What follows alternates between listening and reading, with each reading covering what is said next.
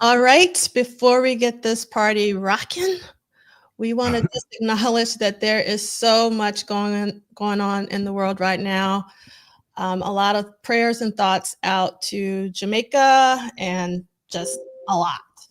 And before we get into it, we want to welcome you back to What Did Prince Do This Week? It has been a long time. This is our first break. How did it feel, Michael Dean, to get that break? Everybody, it felt good. Yes, it felt delicious. It actually feels even better to come back. Wow. Yes, it does.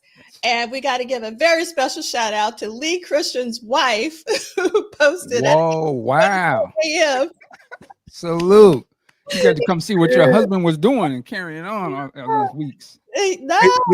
Lee Christian's wife was making sure that today was the day. That's a wife. Man, she wants you out. She wants you away from her. She's like, go back to that thing. Like, leave me alone, Lee. Brother Christian, that's called having a good woman right there. Gracie, Irene, no, he does not have a side chick. It was just us. You know.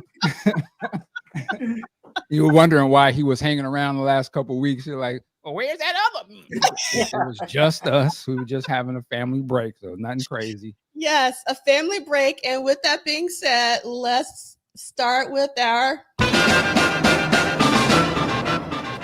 We got to have some Eric leads to get things started. One of my favorite songs of all time. All right. So let's do roll call first, because we got a lot of folks who are so happy to be back. Love this. We got Anna B, second in the chat. Back to class. Purple Partners. We got Andre Staley. What up, though? Welcome back. Oh, look at this, Andre. It's like giving us self-care. Look at it. I'm so appreciative. I hope you guys continue to take breaks when you need it. It's important. But we took a break because Prince wasn't taking a break, but there was nothing in the book. So, and Stephanie Mills, yes, we're going to talk about D'Angelo after we get finished greeting you. Yes, the closest man to Prince. We got Melvin Rush with us. Purple love to everybody. We got April Watson. Back to the land of purple funk. That's right. We got Lori Johnson with another purple episode of What Did Prince Do This Week? And then we got Sister Charles in the house. Oh, thank you so much. We have missed you. We got Chanel in the house. Australia representing. Looking forward to my Prince Purple Bubble of music, love, and joy. Here we go. Lee Christian's here. And then we got Sanique 22. Saturday. Sanique. Is it Sanique or is it Cynic? Sanique? I think it's Sanique. And then, because I've always wondered about that.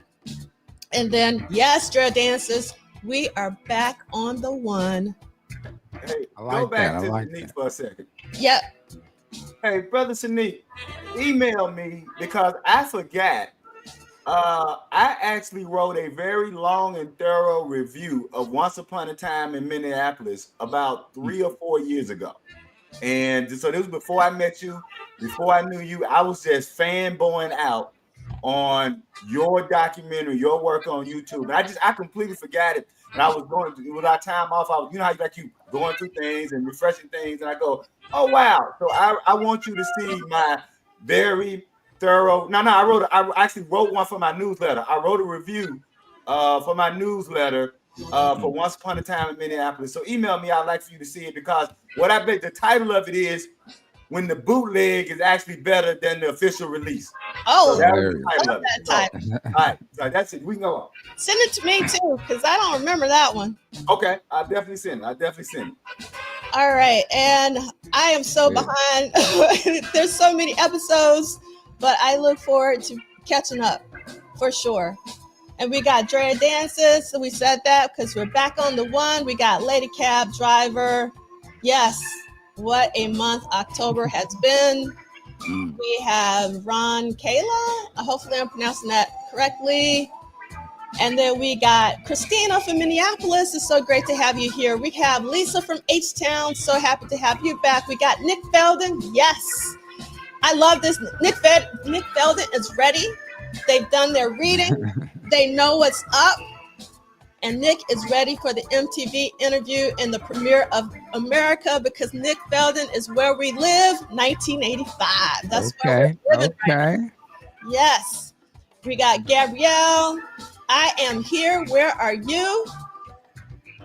Nice. Love to have you back. We got Chris Bournet. Oh, see, look. See, you rubbing off on the folks. You got Chris Bournet going to the Ohio State Penn State game. Look here. I got a 6 o'clock game this evening, baby. That's why I'm here with y'all right now. And in fact, I was depressed, Brother Dean. We took our first loss of the season last Saturday. I didn't want to get out the bed. So look, the only way we can defend our national championship, we can't lose another game this year, and we got 4 games left. Wow. We're still in first place. Them Jackson State Tigers still in first place. We took that L last week, so we can't win. We can't lose another game. So I need all the funk to be on deck. That's it. Let's go on back to the print. Man, somebody cue up Purple and Gold. That'll motivate you. Yes, indeed. We got Blade Brown, my alliterative brother. Is always great to see you here. And yes, we are definitely slackers because I'm slacking on my own stuff. I got my own vault. Hilarious. So we definitely slacking. And we got Edgar. Yay! We got Edgar in the house. We got Duke Swan in the house. And yes, indeed, October has been a very rough month. We have Purple Girl 51. We got Insatiable Is My Name. And yes, Lee Christian's wife is here with us. Welcome, Lee Christian's wife. We love having you. I'm gonna hang around. It's actually kind of fun. Now, are y'all on different computers? I'm just curious. Like, what's going on over at the Lee house? What's the setup? Hey, Brother Dean, that's funny. But me and my wife, we both do a lot of community work. So we'll be at a lot of the same events together, but we'll be in different cars. That was this lady who was really into like the local community work. She had known me and my wife both for 10 years, had worked on projects with me and my wife for 10 years. And one day came running like, I didn't know y'all asses was married. So girl, let me tell you about Celia. Let me stop. So I understand that the leads are on different computers. I understand because sometimes you got to do separate work to get it done. For sure. And Blade Brown is reminding us that we have missed the anniversary of the Arms of Orion single. I didn't miss it. I played it. But did the estate post something? Dear estate. There you go. That's where I want to be. And we got Audra back. Audra, are you excited about Record Store Day? I'm excited about Record Store Day. I always run into Audra in Atlanta for Record Store Day. So I'm very excited because of the Round and a Day singles box set. Okay, and then we got Vince Simpson, aka Vince Flossolini. I love that. Flossolini. We got Heavenly Gains, and we got, let's see. I think MD is on the money with Grace wondering when she could get rid of me for a couple of hours on a Saturday again. Yes. We got Vanessa back. We got Love Sexy 71 back. Oh, and then Purple. Oh, yes. We also got to talk about the Purple Rain musical at the State Theater. Yeah, I want to hear people's reactions to that. Yes, you want to hear about that. All right, so let's get into it. And we are going to begin with our beloved D'Angelo, who suddenly passed. And I was shocked. I'm sure a lot of us were shocked. And the first thing that I wanted to watch was actually the interview that Nelson George had done for his Funk documentary, because for a couple of reasons. One, he was so happy. Number two, he's such a music head. He's like a music nerd. And three, he talks about how Parade is his favorite funk album in this particular. And since we're in 1985, that'll connect it for you for the Prince people who are maybe going like, why are we talking about D'Angelo? Because D'Angelo was a Prince super fan. And who else would say that Parade is their most favorite funk album other than D'Angelo? So we really have to give him all the love. And I hope that you have been playing all the music. And there's so many of us back. I haven't, thank you. Yeah, Cynic. Okay, Cynic. And then we got Keith Upchurch, we got TP, we got Mira, we got. Just to add on the D'Angelo thing real quick, I would say now to people, D'Angelo is, the same way that Prince is birth or is a disciple of, Sly, Stevie, and the things that came before him. D'Angelo is like a direct disciple of Prince. It's like it's to see a younger, somewhat like of a younger generation that's what they grew up on was Prince, and Marvin and other things. But you can really see the Prince in him, and you can see the effect of what would it be like to grow up in a world where Prince, it was the main thing that you was into, and then you were a musical dude yourself. The same way, like I said, if you look at Prince and you can look at Stevie or something or Sly, and you can really see it embedded in what he does. That was the same way to me what D'Angelo was. You could just tell, like, Yeah. But yeah, he's gone too soon, but man, what an impact and a legacy he's left just for what he did do. Fantastic, man. Something for the people coming up to look up to can glean some musical stuff from what he did. Yes, for sure. And I'm curious, like in the chat, like what was the first thing that you wanted to watch or listen to? Talking about D'Angelo? Yeah. Mm-hmm. Man. Mm-hmm. What did you do, Michael? I mean, so I'm always listening to D'Angelo anyway. Mm-hmm. But I guess we did our little jam session thing. Just put on my favorites. Another Life, Voodoo. I love that performance he did with Quest where they covered the SOS band.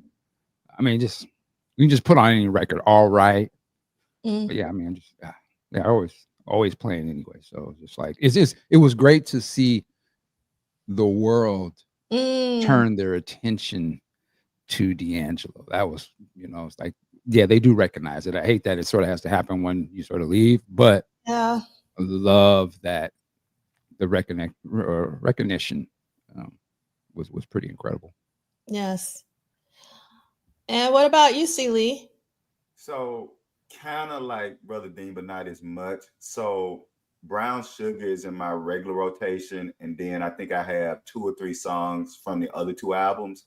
And so what I wanted to do, and I was glad with the newsletter, and like all of us, we're all in different little groups, right? Like we have our little Prince group thread, and then I know Brother Dean has some different groups and threads, and Prof Duff, you have some different groups and threads. So what was good for me was with the newsletter, I was able to get Sister Tanya Pendleton's article on voodoo, and I was able to get my big brother in literary, Michael Gonzalez. He had done an article on Brown Sugar. So what I did I was very intentional in this, because if y'all know, I've said this before, I don't like people who try to tie Prince to one album or one moment. And so I wanted to make sure I didn't do that to D'Angelo. So what I did in my tribute in the newsletter, I wrote a paragraph about how I respected D'Angelo.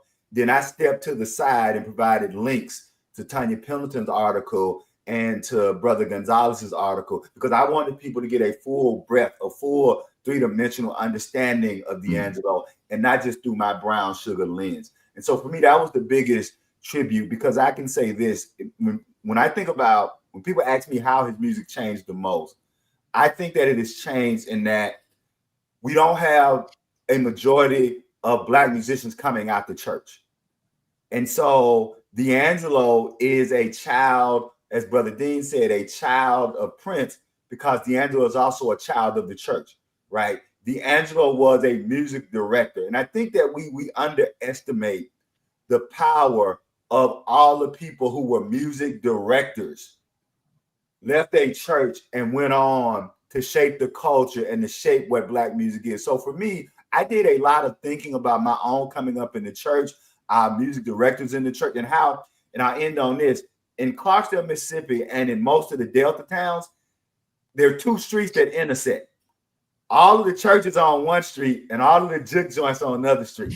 So if anybody ever comes to Clarksdale and you're in Mississippi, I'll be glad to meet up with you. But if you walk, so Issaquena is the street with all of the churches, and 4th Street is the street with all of the juke joints. By the way, and the old folks said, don't get caught on 4th Street. But I'm like, yeah, but it's right next to Issaquena where the churches. So I don't understand. So I really, D'Angelo made me think about it. So I went back and found, the documentary where it shows him in his church and being the music director. And I just sat with that for a while, because for me, to me, that's what D'Angelo was for me, a child of Prince, but also a child of how Black music came from the church and was its most powerful when it was coming from the church. I'll shut up.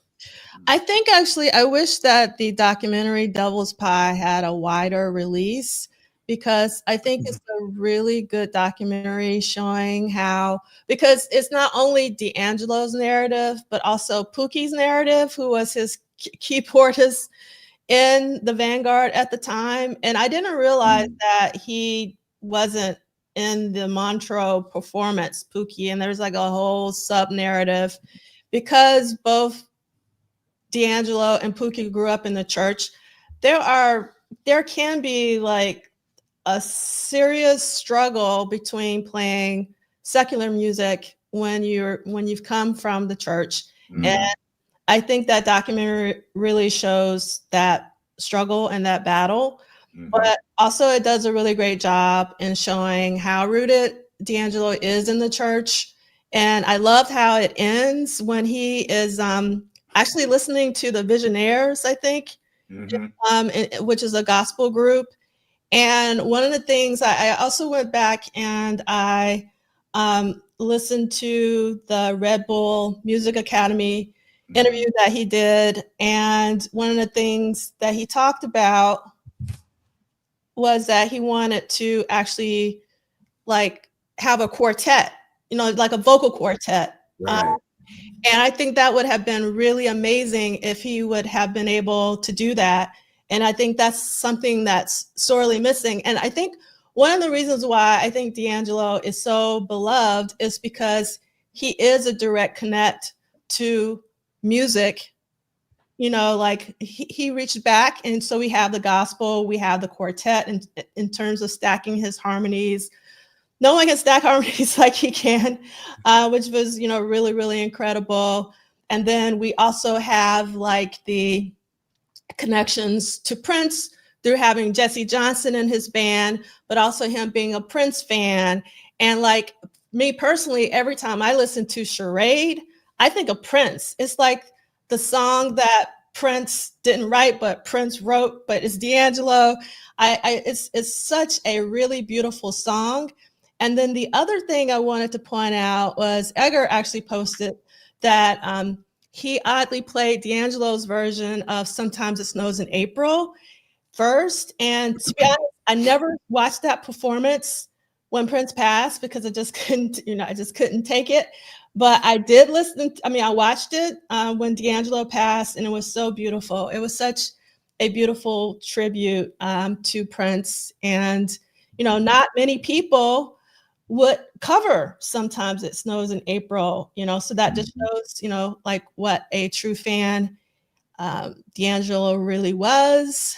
And I'll say shout out to that person on Facebook, because I wanted to put that link in the newsletter when we did it, and I had to find it on Facebook. I couldn't find it on YouTube, right? I couldn't find the whole thing. So whoever that person is on Facebook that has that link, because I'm with both of y'all. That's a very important performance. And what I love about it is, and I indicated, for like a brief second, D'Angelo gets overcome with emotion. And what I love is that Princess they recognize that, so they fill in the note. But you see D'Angelo just for a second, just almost basically lose it. And what I talked about was that was the moment that D'Angelo was crooning us. D'Angelo was comforting us in his own pain. He understood the power of me. And for me, that will be, I'm glad, thank you for me, because that will be for me one of the best gifts that D'Angelo gave me. Was that performance, was D'Angelo understanding that he was a keeper of the flame and to use art in its most basic form, which is to heal people. So yeah, thank y'all for mentioning that. That's it. Yeah, man. Yeah. I know it's mentioned before, but that Blondie, even that samples, charades, samples, not samples, but they play a piece. It's based off of a section of the song Blondie. Oh, is it? Yeah. I did not know that. He was very slick with, that's why you know he was a super fan. Like, he'd be throwing little stuff that you really had to like, I can't see what you're doing there. Yes. So, yeah. Real slick. So one of the things that I just had to do, I absolutely love the song that he contributed to the Book of Clarence film. It's called "I Want You Forever." I haven't heard that. Oh, you got to listen to it. It's all, you remember the Book of Clarence? It was a film, and it's a beautiful, beautiful, beautiful song, and it's called "I Want You Forever." And I highly recommend that you check it out. I'll make sure that I put it in the playlist in case you haven't listened to it. And we also have the Nelson George interview, fantastic interview, in the playlist, as well as the Red Bull Music Academy interview. And Ricky shared this with us. Actually, today is D'Angelo's memorial in Virginia. And so this is the funeral program from today. And you can see the order of service, and you can see that the Soultronics and the Vanguard are there. I really feel for Stevie Wonder, because Stevie Wonder is often the person that people call for these memorial tributes, and Stevie's there. And I can't imagine what it's like to have Stevie with members of D'Angelo's band. And Kendra Foster, who's a local amazing musician who wrote a lot of the songs with D'Angelo on the Black Messiah record and was on tour for the Second Coming tour. The Black Messiah tour was called the Second Coming tour. And if you're a Prince fan, you should know the connection to that, which I thought was really brilliant on his end for recognizing Prince in that way. And then I really love this amazing photo that they have on the back of him being in the studio, being happy. And you can see the pallbearers up at the top and all of that. So thanks, Ricky, for sharing this. And then if you haven't listened to D'Angelo's records, I highly recommend that you do. The first is Brown Sugar from '95, which is the same year that the Gold Experience in Exodus was released, for some context. And also 2000, we have Voodoo. And I really wish that personally he would have gone with the alternate cover of Voodoo, which was similar to one of the unreleased covers of Jimi Hendrix for Are You Experienced? But Voodoo is amazing. Actually, the first song that I wanted to listen to was Send It On from Voodoo. And yes, Vanessa, Kendra Foster was also a Funkadelic, touring with George Clinton for many, many years. And when Kendra left the Second Coming tour, Joy, one of my absolute favorites, actually took over. And yes, the Book of Clarence soundtrack, yes. In case did I say something wrong? I think I said the Book of Clarence, but maybe I said something wrong. Yeah, I think she gets amen in you. Oh, okay. And then let's see. And Melvin Rush is saying he got to do a little of that live quartet sound with Raphael Sadiq. That's classic, man. Classic. That was one of those moments too. You know, if you remember back to when they did that, that was the original Lucy Pearl. Like, I was still waiting for their album. Obviously, it changed by the time the group came around, but I was like, I was like, okay, here we go. My favorites are all in one group. It's over. But yeah, what a classic performance. That was when D'Angelo got up off that seat. and you knew like, oh, okay, he ain't playing now. You know, he's not just gonna sit down. He's ready to get it popping. So I love that performance. Yes. And we would all love to see the Second Coming film footage for sure. And let's see. Yes. Also, just to add, those 3 albums are bomb, but you got to go get his live album too. Mm-hmm. Yes, of course. Yep. I think it was live at Jazz Cafe in London, or it's definitely in London for sure. And then let's see, what else do I have on here? So Michael Dean, you did an amazing tribute to D'Angelo. So if you want to have more of a tribute to D'Angelo, I highly recommend that you check this out. It's in the accompanying playlist. So I went to go see Bilal. So Robert Glasper does this thing at Blue Note in New York. He's been doing it for the past 7 years, and it's called Robtober. He takes over the Blue Note for an entire month in October, and he does 2 shows a night, and it varies every night, like who will be there, or sometimes there's little mini residencies. So Bilal was with him for 3 nights, and what was really great about it, because this was the week after D'Angelo passed, was that 3 of the Vanguard were on stage. So you had Chris Dave, who was in D'Angelo's band, who was the drummer. You had Isaiah Sharkey, who is an amazing guitarist and who also tours with Corey Henry sometimes, was also in the Vanguard. And originally, Derek Hodge was supposed to be the bassist for the Bilal shows, but after D'Angelo passed, it changed to Pino Palladino being the bassist for these Bilal shows with Robert Glasper. So that was 3 members of the Vanguard on stage. And Bilal and those 3 members, they did amazing versions of like Brown Sugar, Betray My Heart. Oh, it was the night that I went to, but I heard and saw on Instagram other nights, he did like Left and Right and some other D'Angelo tunes. So they did different D'Angelo tunes every night. And I thought that was like really, really amazing. And good. I'm sorry. And I just see Edgar is seconding you, Michael Dean, live at the Jazz Cafe was the second thing I played. So good. Go ahead.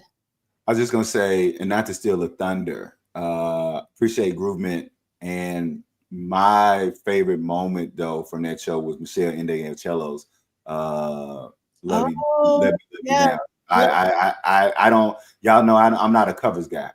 I'm just not my thing. I like them live. I don't like them on record. But her cover, and I put in the chat, somebody go tell Brother Turnbull that Ready for the World catalog is aging well. So, because we all know how he feels about Ready for the World.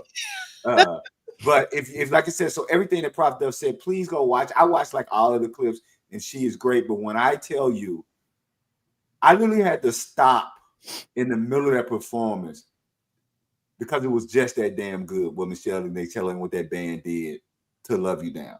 I mean, it was.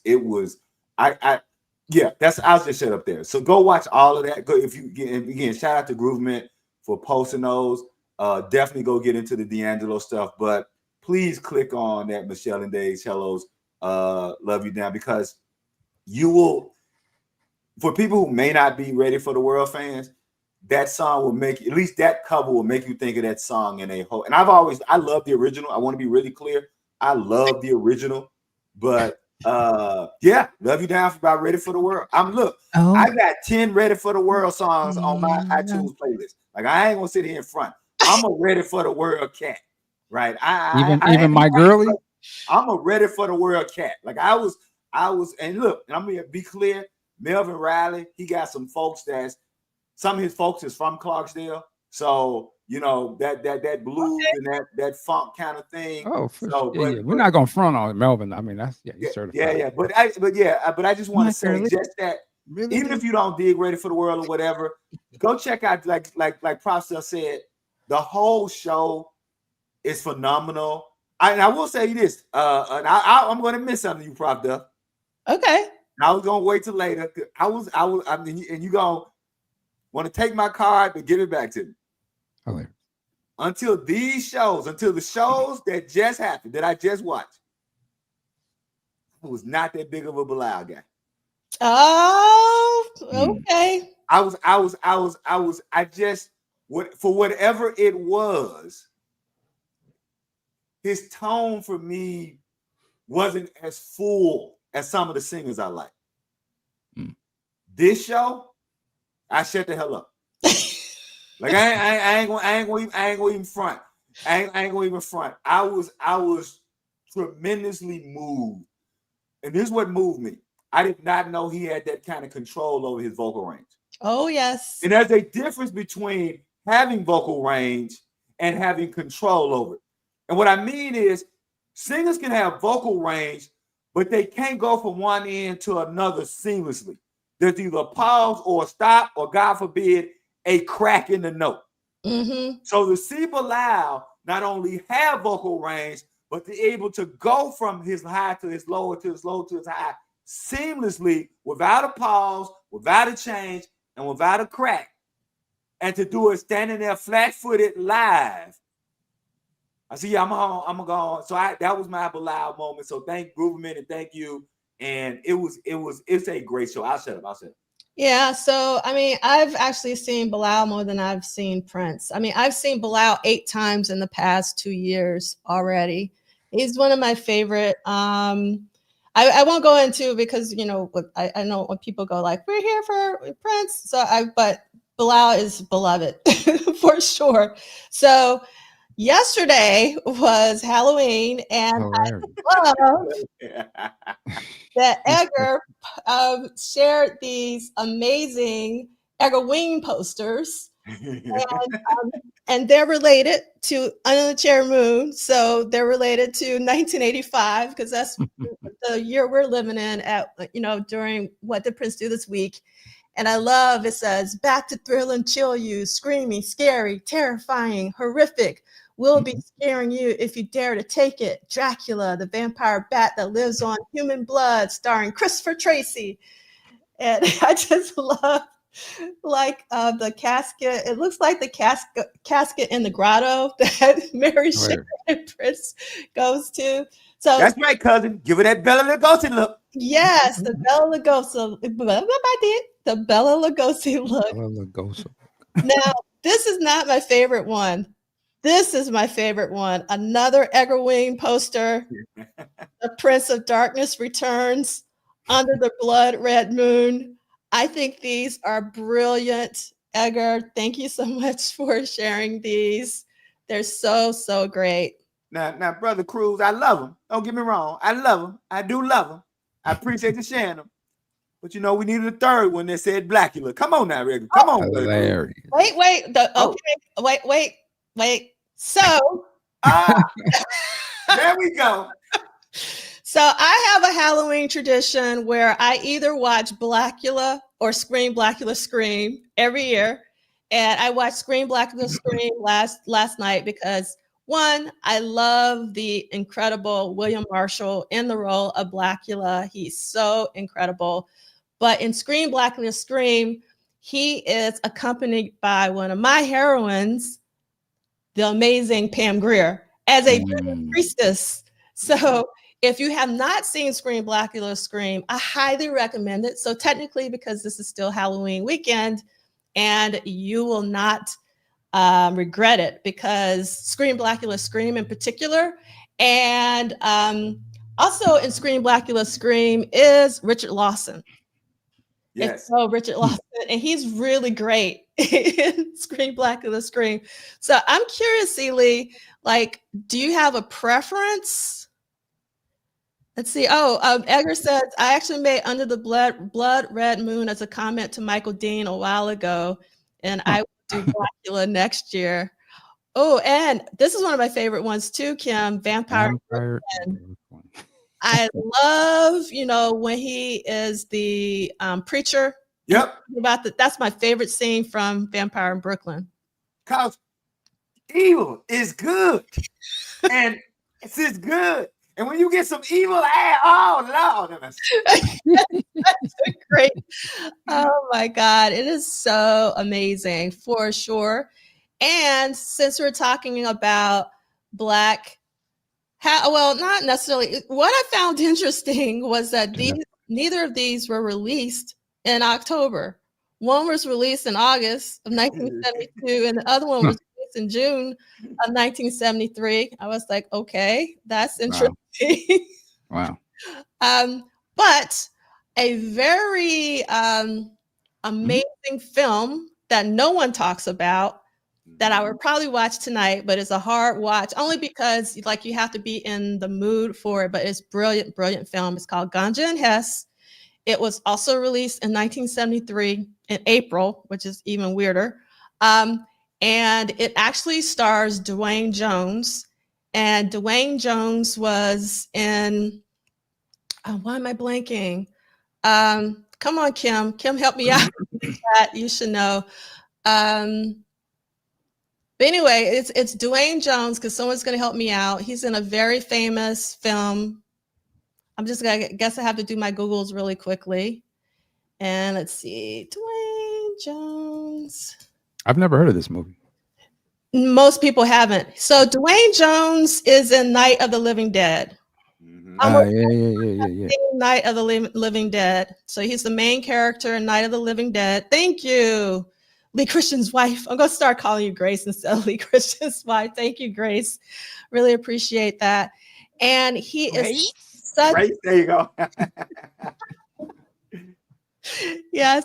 Hopefully Grace understands the reference. If not, please... It's a Prince thing, Grace. Yeah, it's a Prince thing, Grace. So just so you know.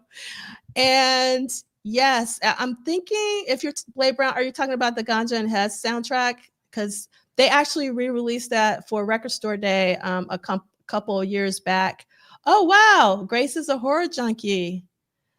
No, we didn't talk about Ganja and Hess during Symposium, but we should. This is funny. Yes, I don't really consider Tanya's Island a horror movie. That's the movie with Vanity in it. Denise is one of my favorite films because that's the one with the big gorilla. Yes, that's a creepy ass movie. Man. I still haven't actually seen that movie. You should see it, Michael. Seen clips. It's definitely worth watching. Maybe that'll hit Tubi one day. That's look like exactly one of the things that I love about it is that Vanity is almost in every single scene. Yep. Well, yeah. I mean, have you seen Vanity? She ain't got to know how to act. Oh my God. Can I play the gorilla? Okay. So anyway, the poster on the left, I think is the original poster. And then the poster on the right, it has been re-released. And the reason why it's been re-released is that it was cut up, it was cut up and edited, and sometimes you can find it as double possession, and it's like another title for it. But I found this other article online, and one, I didn't even know there was a Playboy Theater in New York, but it seems to be that there was at one point. So in 1973, when this premiered in New York, it premiered at the Playboy Theater, and what I find interesting about this, it says most important Black film since Sweetback, and everyone should know about Sweetback's Revenge, and bound to be the most controversial film of the year. You will be moved, you will return. It is a very haunting film, and more people need to know about it. Now, Spike Lee did a remake called The Blood of Jesus. Something like that. And it's not, first of all, it's not like a remake, like verbatim. There was some creative license taken, but you really need to see the original. The one with Chad Boseman? No, that was a different one. No, that was a different one. I can't remember the name of that film, but so Marlena Clark, who well, damn. Yes. Marlena Clark, who is the star of Ganja and Hess, is one of the most beautiful women ever. And she passed recently, actually in 2023, at the age of 85. and she just didn't get her due. She, she was in a couple of other films. She was on like Sanford and Son, like she would have like bit parts, but she is an amazing actress and her screen presence is magnetic. So please watch Ganja and Hess so that we can get more love for this amazing film, which is directed by a Black director named Bill Gunn, who is also really important. I think she was Lamont's girlfriend. I could be wrong, but I think that's right. Yeah. And Grace, I love this. Duane Jones' first Black lead. It was the first Black lead in a horror film, 1968. So Duane Jones, who is the other principal in Ganja and Hess. So Ganja and Hess is a really important film. So that's the reason why I'm taking time out to talk about it during this Halloween weekend. And these are a couple of other shots from the film. It's beautifully shot. Such a beautiful film. Okay, so let's get into it. What did Prince do this week? We're going week to week. We're just finally getting to our housekeeping. Follow the detailed schedule here. We don't have time for that. And you do not need the paperback version. Done this in a minute. I know. But this is the one that has the updated pages and whatnot. And I think it was LTTK. Someone said they had to return their copy to the library because somebody else wanted it. Hopefully you can get it back once that person is finished with it. Or you can go buy one. Or you can go buy one. That's right. Yeah. Yes. Oh, Tandy Newton. Oh, Lee. Tandy's one of my favorite actresses of all time. And yes, I love her in Gridlock with Tupac. Yes, that's right.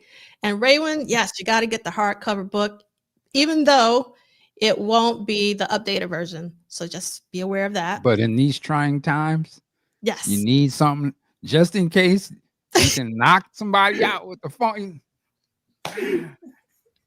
Just in case. Just in case. Dual purpose. Welcome, D68A. I love this. When doves playfully don't try whistling for WDPDTW. You ain't say that right. This is the DE68A show. Thank you, brother, for all you do. Oh, wow, Kim. I did not know this. Marlena Clark was married to Billy D. Williams. Okay. That makes sense. That makes sense. First time I've seen her picture, Billy. Yes. There you go. Billy D. Salute to Billy D. Yes. You want my arm to fall off? Hilarious. What do we have here? Leia. Oh my God. So these will be archived at Polished Solid as well as at MDean. Please take the time to like, subscribe, help spread the word, hit that bell for notifications and all that jazz. Especially since we've been on hiatus, because we had gotten a really great momentum and then we took the break and I was like, oh no, we'll probably have to start over again. So yes, Raywin, Mr. Cope 45 himself. That's right. Oh, I love this, Nick. Yes, success is nothing. Everybody should know about that from Mahogany. Which is Mahogany to me, I don't know about you two, is one of the most depressing films ever. I love the film, but I don't like watching it because I get depressed. You know, I will admit I've never seen Mahogany. I've seen bits and pieces, but just because I was just young. But that is something I will revisit as an adult and sit down and really give it a deep watch. Yeah, fabulous. I remember seeing. I probably seen it as a kid, but I just don't remember. But I remember seeing Diana Ross, and I just thought, like, God, who is this? You know, she just seemed like a diamond or something. You know, it's crazy. Anyway. Is this true that Gridlock has a baseline from arrogance during a street chase? Are you going to make me watch Gridlock again? Because I don't mind. Might be. Yeah. Oh, mooches. You just missed all the vanity talk. We were talking about Vanity and Tanya's Island and all of that.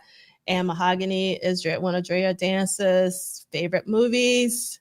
Yeah, you got to see Mahogany. It's like required viewing.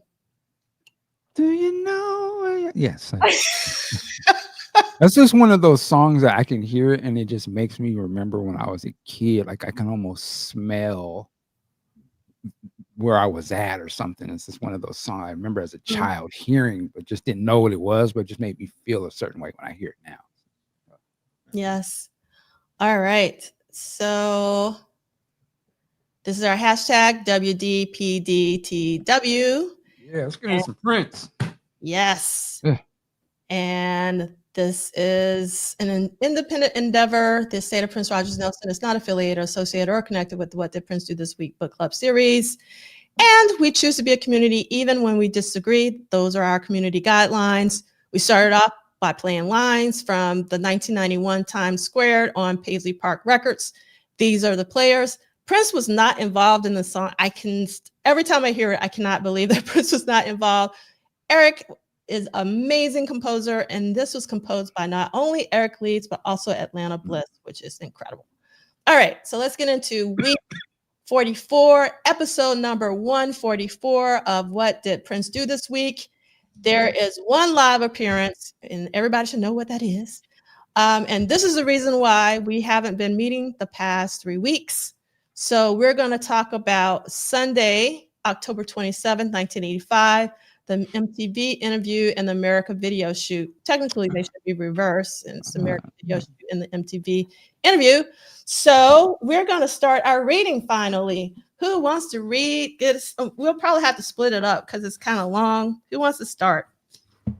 I can start. Okay, you start, and when you get tired, hand it over to Celie, and then I'll take it when you get tired, Celie. And where are we starting to read from? Just at the top, October 27th. You can start with the quote. 27th. I'm sorry. Baby. Okay, here we go. And the quote. I'm sorry. Yeah, all right. It's a Prince quote. We always read Prince. All right. This is Prince.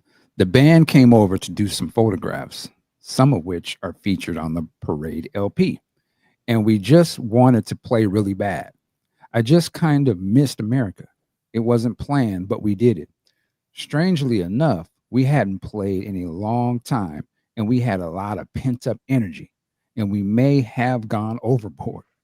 Maybe I'm getting younger or wilder. I have a strange feeling that the next time we tour, it's going to be pretty ridiculous as far as the hotness goes. We have a lot of energy. Man, okay, Prince.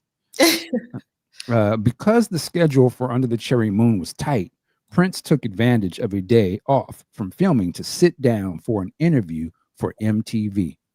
Prince had a reputation for enjoying controversial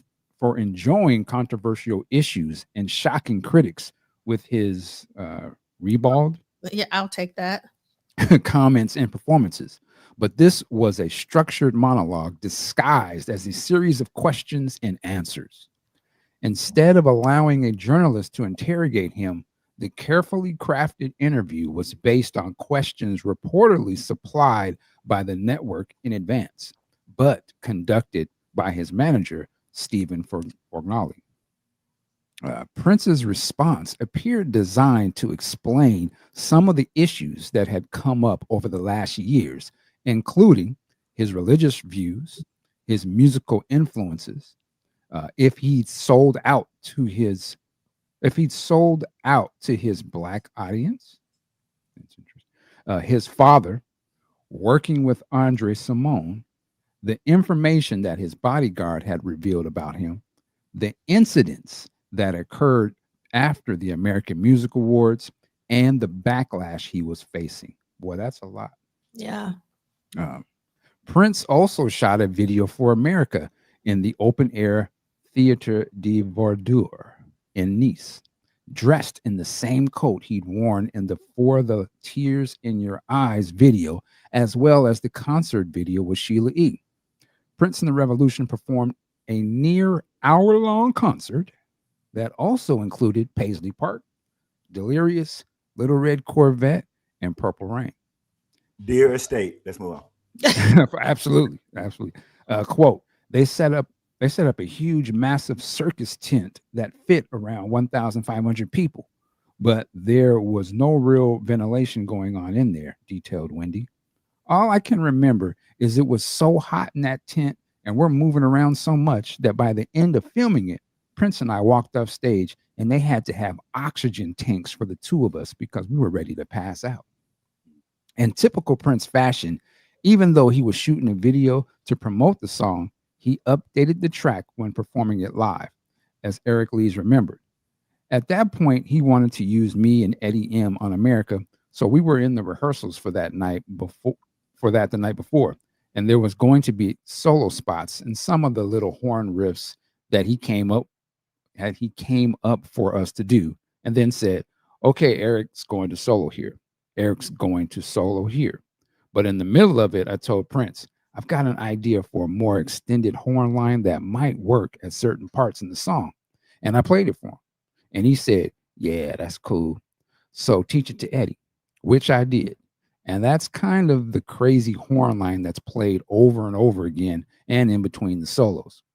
The song also contained elements from Miles Davis's Spanish Key that could be heard at 1 minute and 40 seconds in the America video.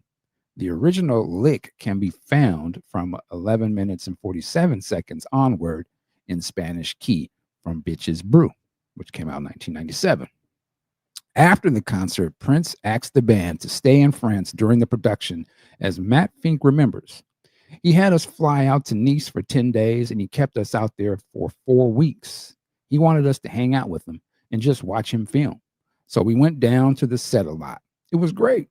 A free ticket to come to Nice and hang out. But at the same time, it was like, where's my creativity? I'm just sitting here watching some guy do his thing, and I'm not getting involved. It's just wasting my time.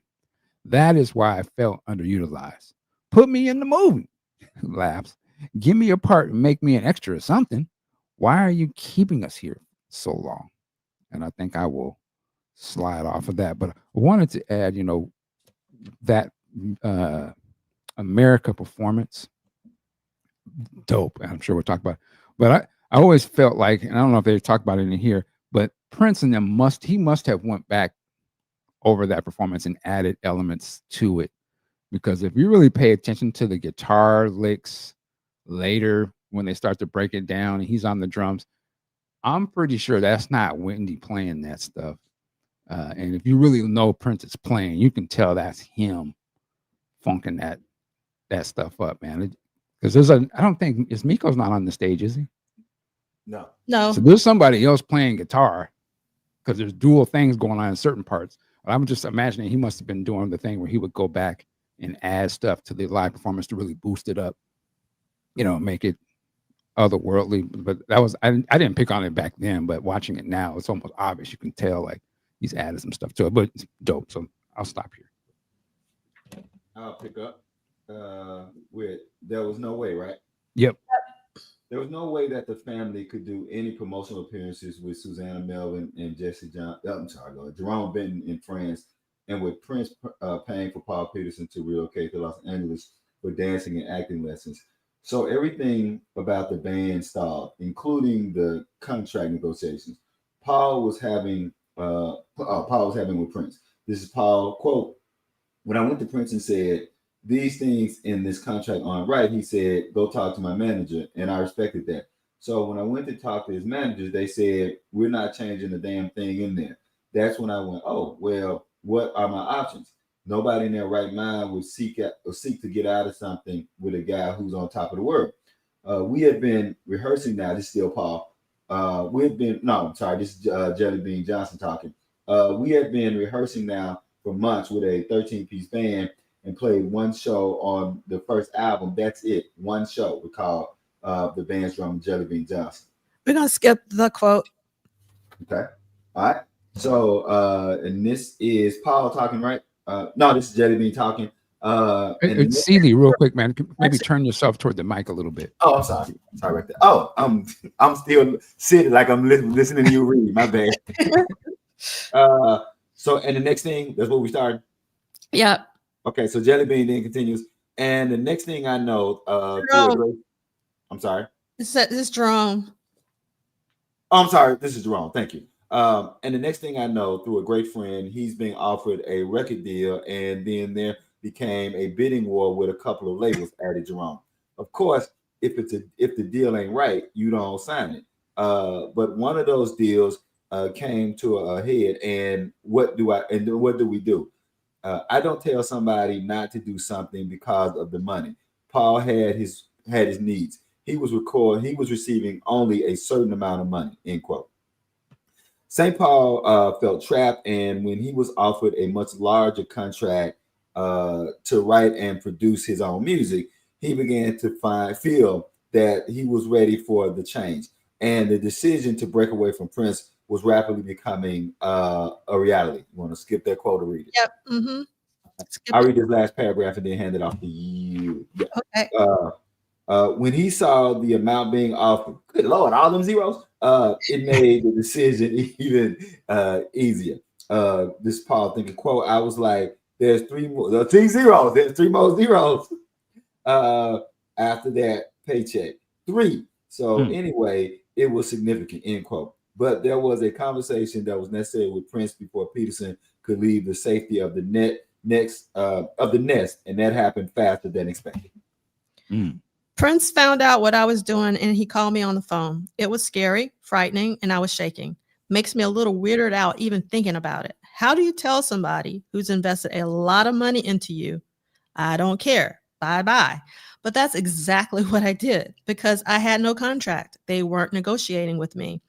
The discussion became heated with Peterson holding his ground about the lack of care they'd been given. I said, if you're going to be in charge of this band, you can't do 4 million other things at the same time. He said, yes, I can. I did it with The Time, didn't I? I did it with Sheila E. I did it with Vanity 6. Prince eventually turned it all back on St. Paul. He said, what do you need? A house? I said, well, yeah. He said, well, you've got to work. I was like, what do you think I've been doing?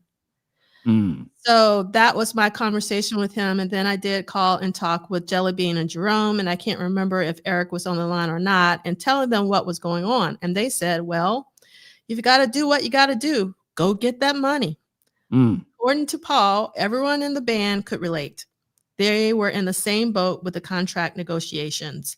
They weren't happy that I was leaving by any means. I remember Jellybean saying, baby bro, you got to do what you want to do. We'll be all right. So then there's a couple more. Then it talks about Susanna for the next 3 paragraphs. I'm going to skip back down to, I know Prince wasn't exactly pleased with me leaving, realized Paul. He did threaten a huge lawsuit, and that was nerve-wracking for a 20-year-old. As far as how it affected the others, I think they fared just fine. They all either went on to play with Prince or, in Jellybean's case, produced great records with Jam and Lewis. And Eric reflects, our first reaction was, okay, we didn't see this coming, and obviously that's the end of this project. And I think this is Eric. I think this is an Eric quote. So whatever this was going to be is not going to be. Jerome was already in Nice because he was the co-star with Prince in Under the Cherry Moon. So Jerome's relationship with Prince was certainly going to be there. I really never had a discussion with Susanna or Jellybean for a while after that.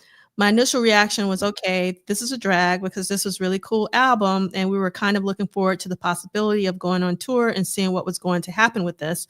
But since I had already been doing these things with Prince and his music, Alan immediately told me I wouldn't be too concerned because I have a feeling that Prince is going to immediately just put you in his band. And that's pretty much what happened. So I was very, very, very fortunate to have been in that situation. And it was very shortly after that, of course, that Prince decided to not only just add me, but to expand. Almost overnight, the Revolution went from 5 members to 11. And first thing he came to me and said, I want to add a trumpet. Do you know someone? I said, absolutely, Matt Bliston.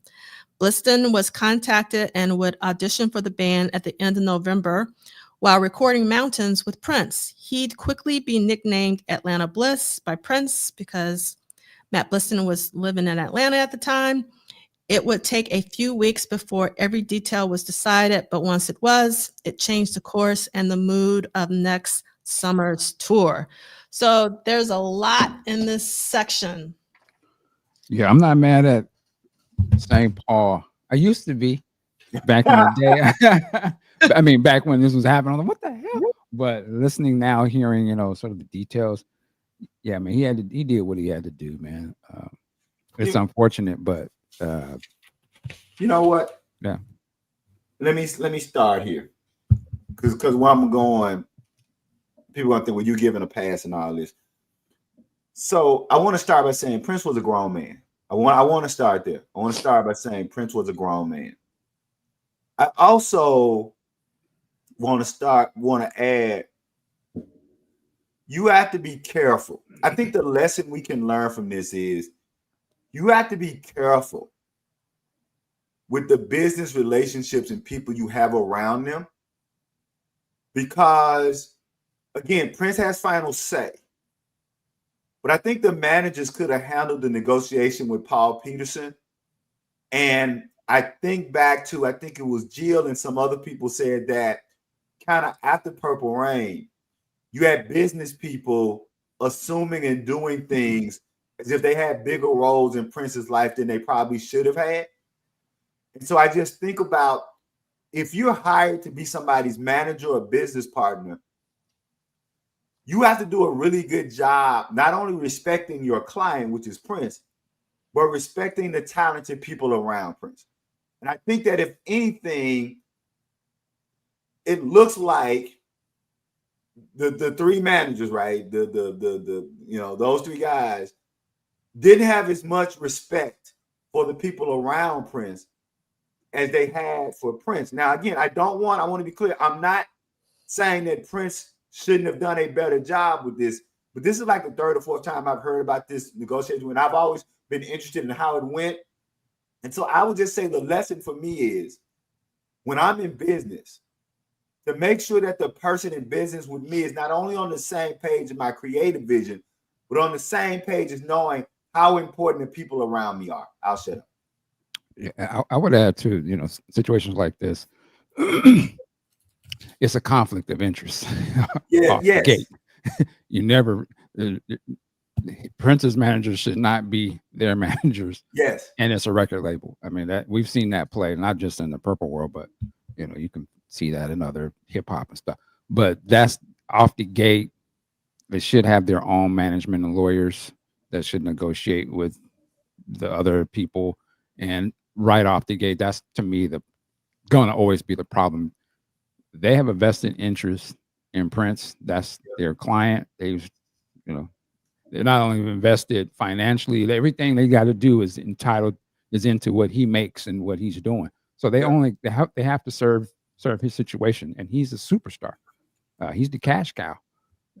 You're coming in up through him. You're like a side group that the cash cow is sort of diverting his attention to at this particular moment. But you've seen the other groups he's done that with, so you know the play. He'll change his mind in a whim. So we're gonna stay focused on what he's doing, and he's dealing with y'all. But right. I think with St. Paul probably was seeing like, okay, I saw Jam and Lewis. I saw all the time. I came into a group. The same thing that happened is now happening to me. Right. So he probably was like, okay, let me get my business together.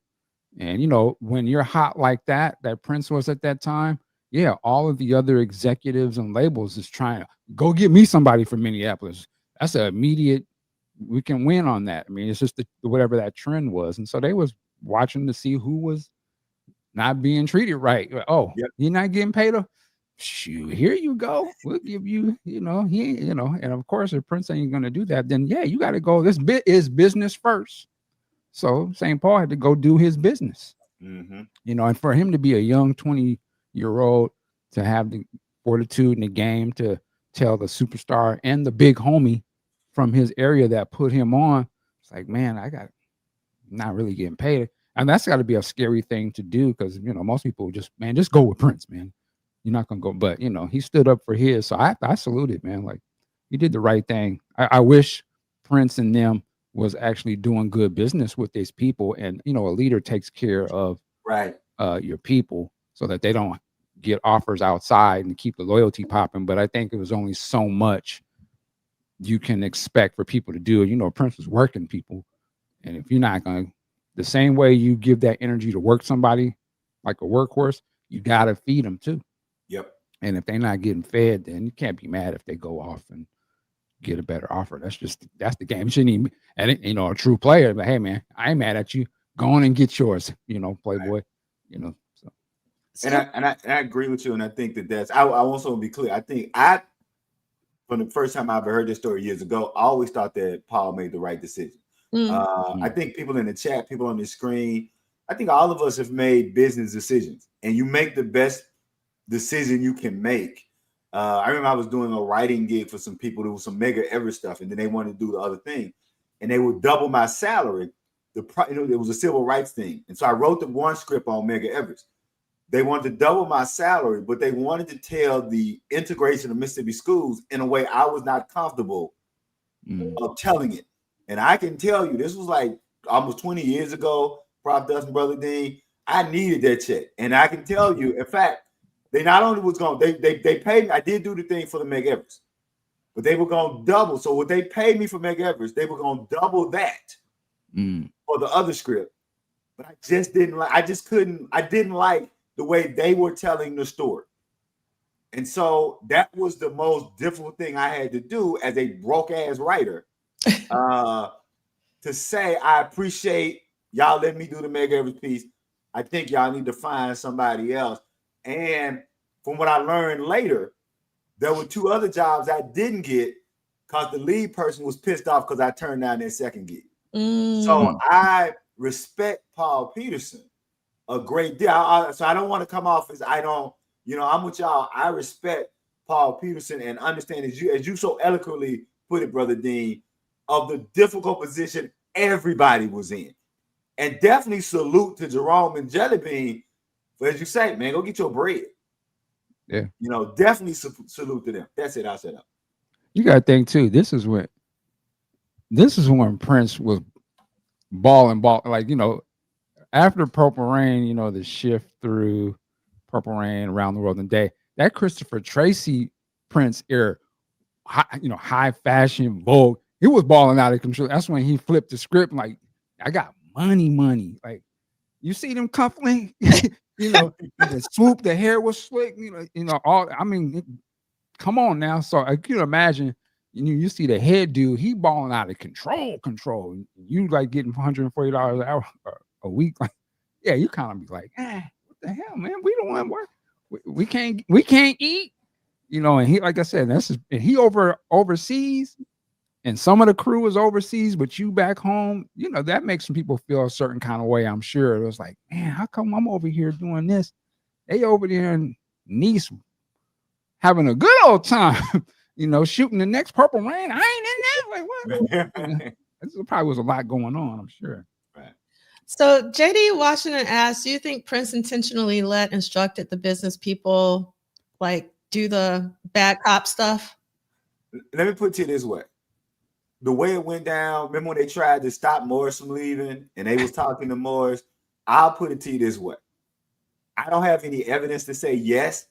I wouldn't be surprised if Prince understood these guys can do the heavy work, can play the bad cop, and make me look good. Because at the end of the day, Prince is still signing the checks. At the end of the day, they work for Prince. Prince doesn't work for them. And so, and you have to understand, when you're the person signing the check, you don't get the luxury of saying, I don't know. If I hire Brother Dean and Prof. Duff to do something for me, and they checks ain't right, I can't say to y'all, well, hey, go talk. No, we work for C. Lee. and C. Lee need to take his ass in there and get these checks right, or it's gonna be some problems. So I would say to Brother Washington that I wouldn't be surprised if that's true. And I'll just say it that way.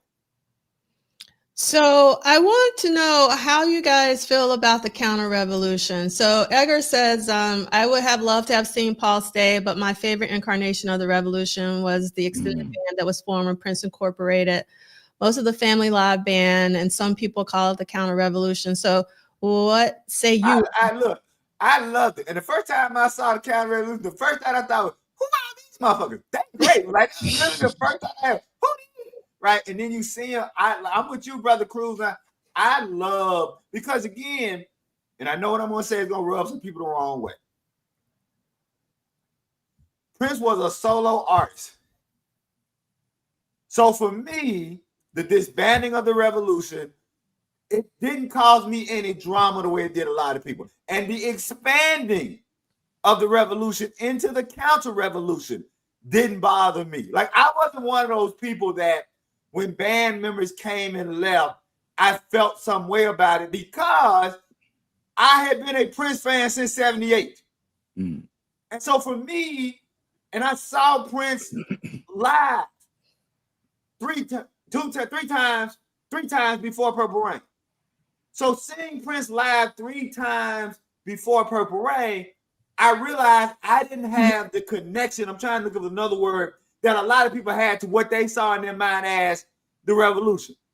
Keep in mind, in my mind, Dez is the original guitarist of the revolution. Right. Because when you look at 1999, it says, and the revolution, Dez is the guitarist. So saying all that to say, I love the counter revolution because it was just another manifestation of the way in which Prince was going, and they sounded damn good. That's it, I'll say. Yeah, at the time, I didn't even think of it as the counter revolution. I just was like, yeah, it's Prince and Revolution. There's more people up there. It was more funky. I loved it. You know, it was years later when I'm reading one of these books where I heard of, you know, the goings on with the other original band members and some of the new people and all that drama. I had no clue. I was like, what? So to me, it's just a fan. Loved it. I was like, are you kidding? Like, what is, you know, it's just even more badass. Eric Lee's and all that. Miko. Fantastic. Miko, yeah, all of that. It was just fantastic. You know, I was more so glued in that Prince. The only thing I really was focused on was Prince, and he just seemed to be more animated, and more bad. I was stuck on that. Didn't even really, you know, I knew who Wendy and Lisa were and all that, but aside from the horn players, I was just blown away that Prince was just way more active, and he had Jerome on stage. That was a mind blow to me. I was like, wow, this is crazy. And so, can you put the Blade Brown quote on the screen? Mm-hmm. Yes. In real time, people actually had a problem with the disbanding of the revolution in real time, and that's one. And I hate doing it this way. I'm doing this just for conversation. That's one of those things where you could draw a line in the sand and say, this is not true of everybody. I want to be clear. This is an oversimplification. But you could draw a line in the sand for the people who were there before Purple Rain and the people who kind of jumped on, and they saw Purple Rain as the be-all and end-all of Prince. And they didn't see that evolution. They didn't see that growth. They didn't see that funk and rock musician before then. So there were people who actually had problems with the disbanding of the revolution and jumped off of the thing because the following bands, the counter revolution, and then when you get into the Sign of Times and Love Sexy bands, those bands were, I'll put it to you this way, y'all can read between the lines. The Sign of the Times, Love Sexy bands was a too much band of gypsies for certain people's taste. And I'll leave it at that. Now, you read between the lines, however you want to take that, but that band was too much band of gypsies for people who love what the revolution was doing. And I'll leave it at that. So Sanit posted that there was the NAACP breathing down Prince's neck, and that there was an article about that at the time. Did you actually see that in real time, Celie? Because no, it wasn't about the NAACP's issue didn't have anything to do with the members in his band. The NAACP issue had to do with people making comments about should 2 black men be chasing a white woman in 90 minutes for a band? I mean, 90 minutes in a movie. That was the NAACP. The NAACP issue was about the movie as much and about the crossover, but not so much about particular the movies in it. Now, if Sanique is saying he has receipts, but what I remember was I would like for you to share that article, because what I remember with the NAACP, it was about the movie, and it was about 2 black men chasing a white woman, and it didn't have anything to do with actual specific band members. But I'll stand to be corrected if the receipts are there. I may have my things out of sequence and out of order. Yeah, so Nick, if you don't mind sending it to WDPDTW, what did Prince do this week at gmail.com, I can forward it to Celie. Because Sinek says I moved to differ and fight. Purple fight. Purple fight. Yeah, I would love to read the article because I didn't see it in real time. Right. And I know that Celie would love to read it too. Yes. Okay. So I got photos. I got a lot of photos for you. I love this photo. And I don't know, actually, I should remove this date. It should just say October 1980. No, actually, this had a date on it. This one actually had the date of October 26, 1985 on this particular photo. And you can see on the left is Karen Cradiger. Everybody should know who Karen Cradiger is. And then it's Brown Mark, Bobby Z, Wendy, Lisa, and Bobby Z's wife on the right. And you can see, I'm assuming, Niece in the background. Do we have anyone in here, maybe Edgar, that can confirm that? I'm sure they're like, they probably landed in Nice, I guess, but I could be wrong about that. Pictures from Detroit. No, you know, I love about this and really speaks to it, the way they're dressed. You know, I'm glad. Now, if Prince would have been in that picture, he's totally, tricked out, but they still wear regular clothing. Like they got to kind of at least show you, like, there's Prince. Thank you. And then there's the rest of the world. Like they still get to be regular people. They would be wearing uniforms if they dressed as they dress on stage. But Prince, that's 24/7. And to me, that's the difference between and I love these guys, but they're still just, in one hand, they're there to, be the band, but Prince is he's the whole thing. Like, he lives it to me. So you could tell there was always going to be people being moved in and out of his situation because, they're just coming in to work and then they get dressed for work. But he's that all the time. So he'll never, you know what I mean? You can just kind of tell the difference between, even though you would think like they're just as part of it as he is, but they have an off time. He don't. Yeah. So Demetrius is asking, wasn't Bobby Z recently married in that picture, AKA was a newlywed? I don't know, because I wasn't keeping up with the personal lives at that particular time. So whose wedding was it that Prince made everybody leave and come to the studio? Bobby Z's. So I guess you Bobby Z's, yeah. Mm-hmm. Yes, I guess you can still consider that recently married, right? Because it was this year, right? Yeah. Read about that? Yeah. Yep. So that's right. And so I'm glad that you said that, Michael, because when I looked at this photo, I was like, Prince is nowhere around, because no way would they be walking around in pedestrian clothes. He would not be happy. I would be curious if he saw this photo and what his thoughts would have been. And thank you, Edgar, for clarifying that it is indeed Italy and not Nice. Mm-hmm. That's why I love this community coming together to make sure we got our facts right. And yes, based on the reading, it should be a newlywed. And all right. And I just want to add, you don't have to put it on the screen, but Lady Cab Driver, she can make that statement. But as a man, I remember one time I made that statement and I was wrong. Yeah. And I had hell to pay. So I'm glad that's a woman that can make that statement, because as a man, I made that mistake once and I never made it again. Thank you so much, Edgar, for the precision. That's what we love in Prince World. I can't even pronounce it, so I'm not even going to try. But thank you for that. Really appreciate it. But 1 hour from Nice. Okay. And then this is another photo of Wendy. I love this photo, just how coordinated she is with her scarf and the bedspread and whatever else is going on with this particular bed. And the phone. The phone is blue too. Yeah, and the phone. So it's just like, yeah. And Kim is saying big shirts were the fashion, though. Back in the 80s. All right. Let me ask you guys, Prince going to Nice, or, again, for me as a fan, not knowing the differences between Nice and Paris, it's just like, oh, Prince is in Paris in my mind.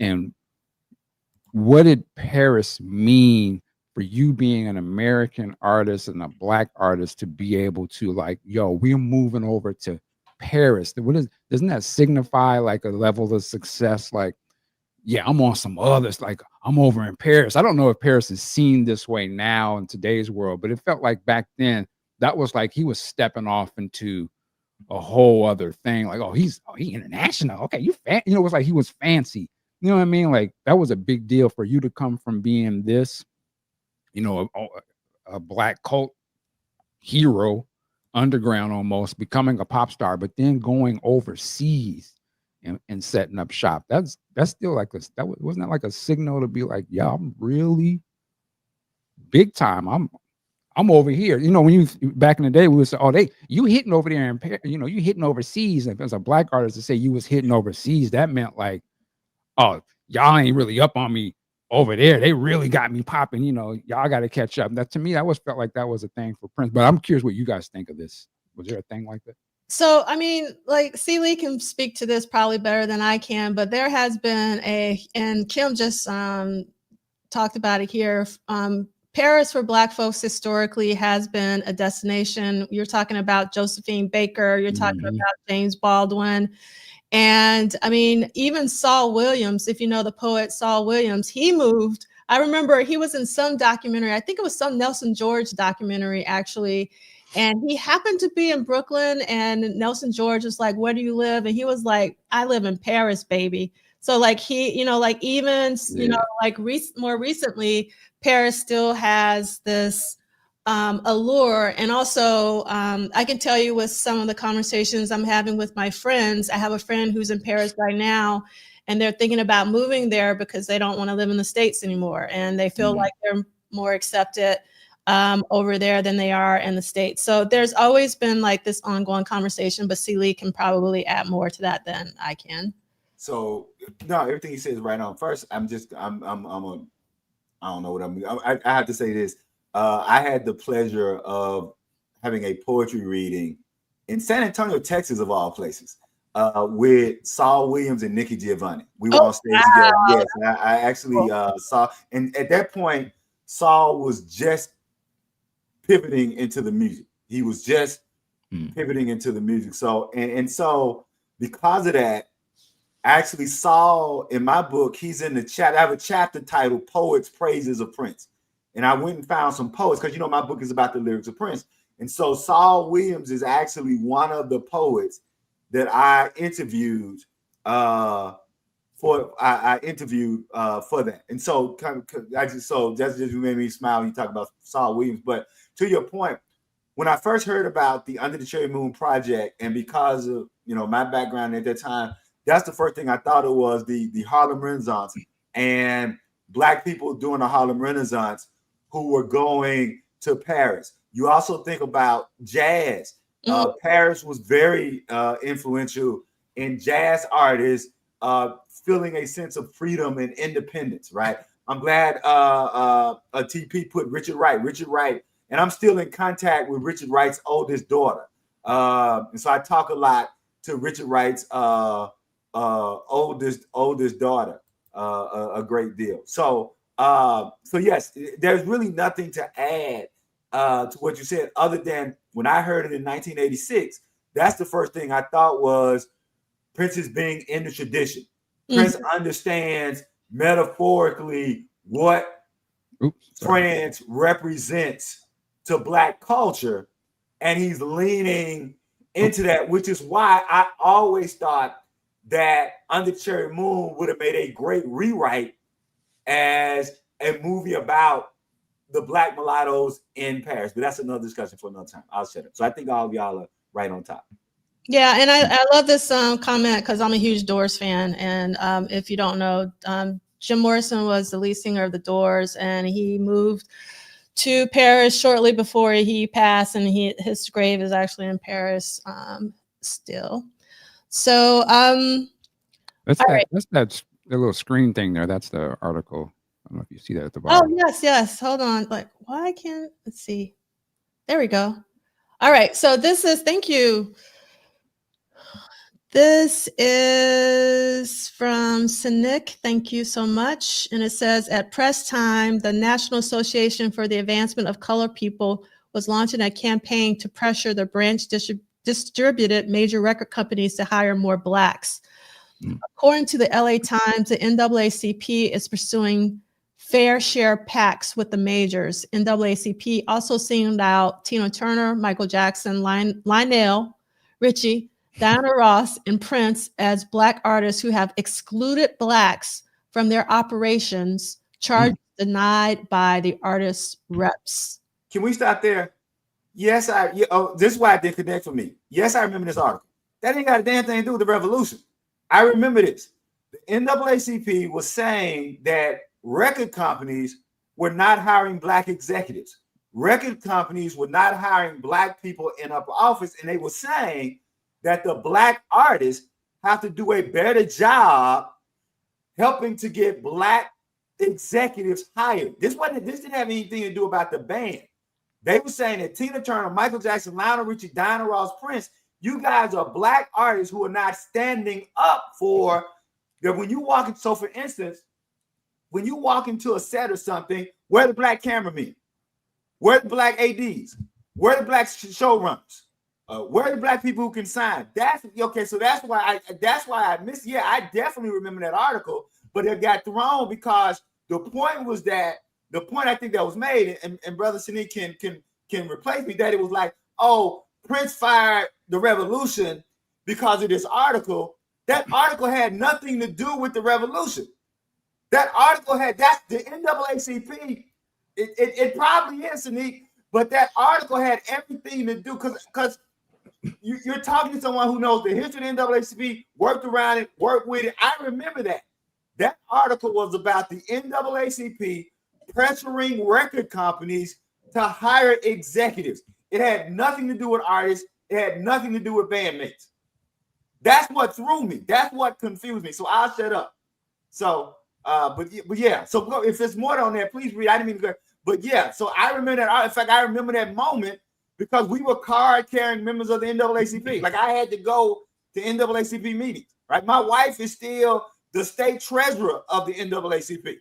My wife goes to work in Medgar Evers' office every day. She gets the privilege to go work in Medgar Evers' office every day. So I remember that, and I remember that campaign, and that campaign was about hiring executives at the corporate level. It didn't have anything to do with the band or the musicians, and they were saying that as Black artists, you have a responsibility to make sure, because you can put the pressure to say, hire some people. Okay, I think we're at a moment where we're going to agree to disagree right now, and we're going to thank you. We need to have a special show for this. Yes. Let these brothers get it pop. All right. Purple debates. Let me see. Podcast juice. All right. So this was, I don't know, Edgar, can you help me with this? Like, do you know, like, if this was a press release or it was in a local newspaper? But basically, this was posted in Nice, October 22nd, 1985, Video Clip America. The public is invited to attend the rehearsals and filming of the new video clip by Prince and his group, The Revolution, for his new song, America, on Sunday, October 27, 1985, at the Theater de Verdure in Nice at 7 p.m. In return, audience members may be filmed and they will be asked to participate according to the directions of the stage production. Spectators are asked to respect the work of the artists and technicians during filming, in particular by not leaving during the recording. Spectators carrying cameras or recording equipment will not be admitted inside the venue. Spectators will be assured of the appreciation and thanks of Prince and his group. And back then, when you're talking about cameras, they weren't talking about this. They talking about big ass. That was the only cameras you had back then. Right. So you would look mad goofy walking in. Like, what is the camcorder. Yeah. Yes. Cell phone back then. Yes. All right. So I mean, just so you, I'm going to stop because I don't want to stir up any. But Keith is I'm not trying to. I'm just showing. I am. Yeah. No, I'm not. Because you know me. I don't like drama. Okay. So here is the ticket to and then the back of the ticket. So the invitation says Prince and the Revolution at the theater. I'm going to stop trying to pronounce it because I know some of you going like, don't do that. Like Sunday, October 27th, 1985 at 7 p.m. No entry will be permitted after 7:15 p.m. So you need to be on time. And this invitation is valid for one person only on the date indicated above and under the conditions specified on the reverse. And so the reverse is basically similar to what we just read. So I'm not going to reread it. It's not the same, but it's pretty much very, very similar. So that's the front of the ticket and the back of the ticket. And then this is where things get exciting and it's really hard to read. And I tried to adjust the contrast of this, but it was kind of hard to do.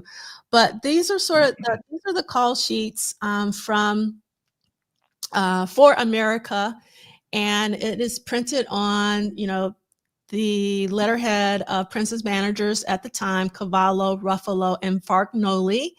And what I find interesting about the first call sheet is that it says that there are 200 crowd extras. So there were 200 people in the crowd. That must have been an amazing privilege. And then on the second sheet, underneath leading artist, it lists Prince, Bobby Z, but it says Bobby Rifkin, Mark Brown, Matt Fink, Lisa Coleman, Wendy Melvoin, Eddie M, Eric Leeds.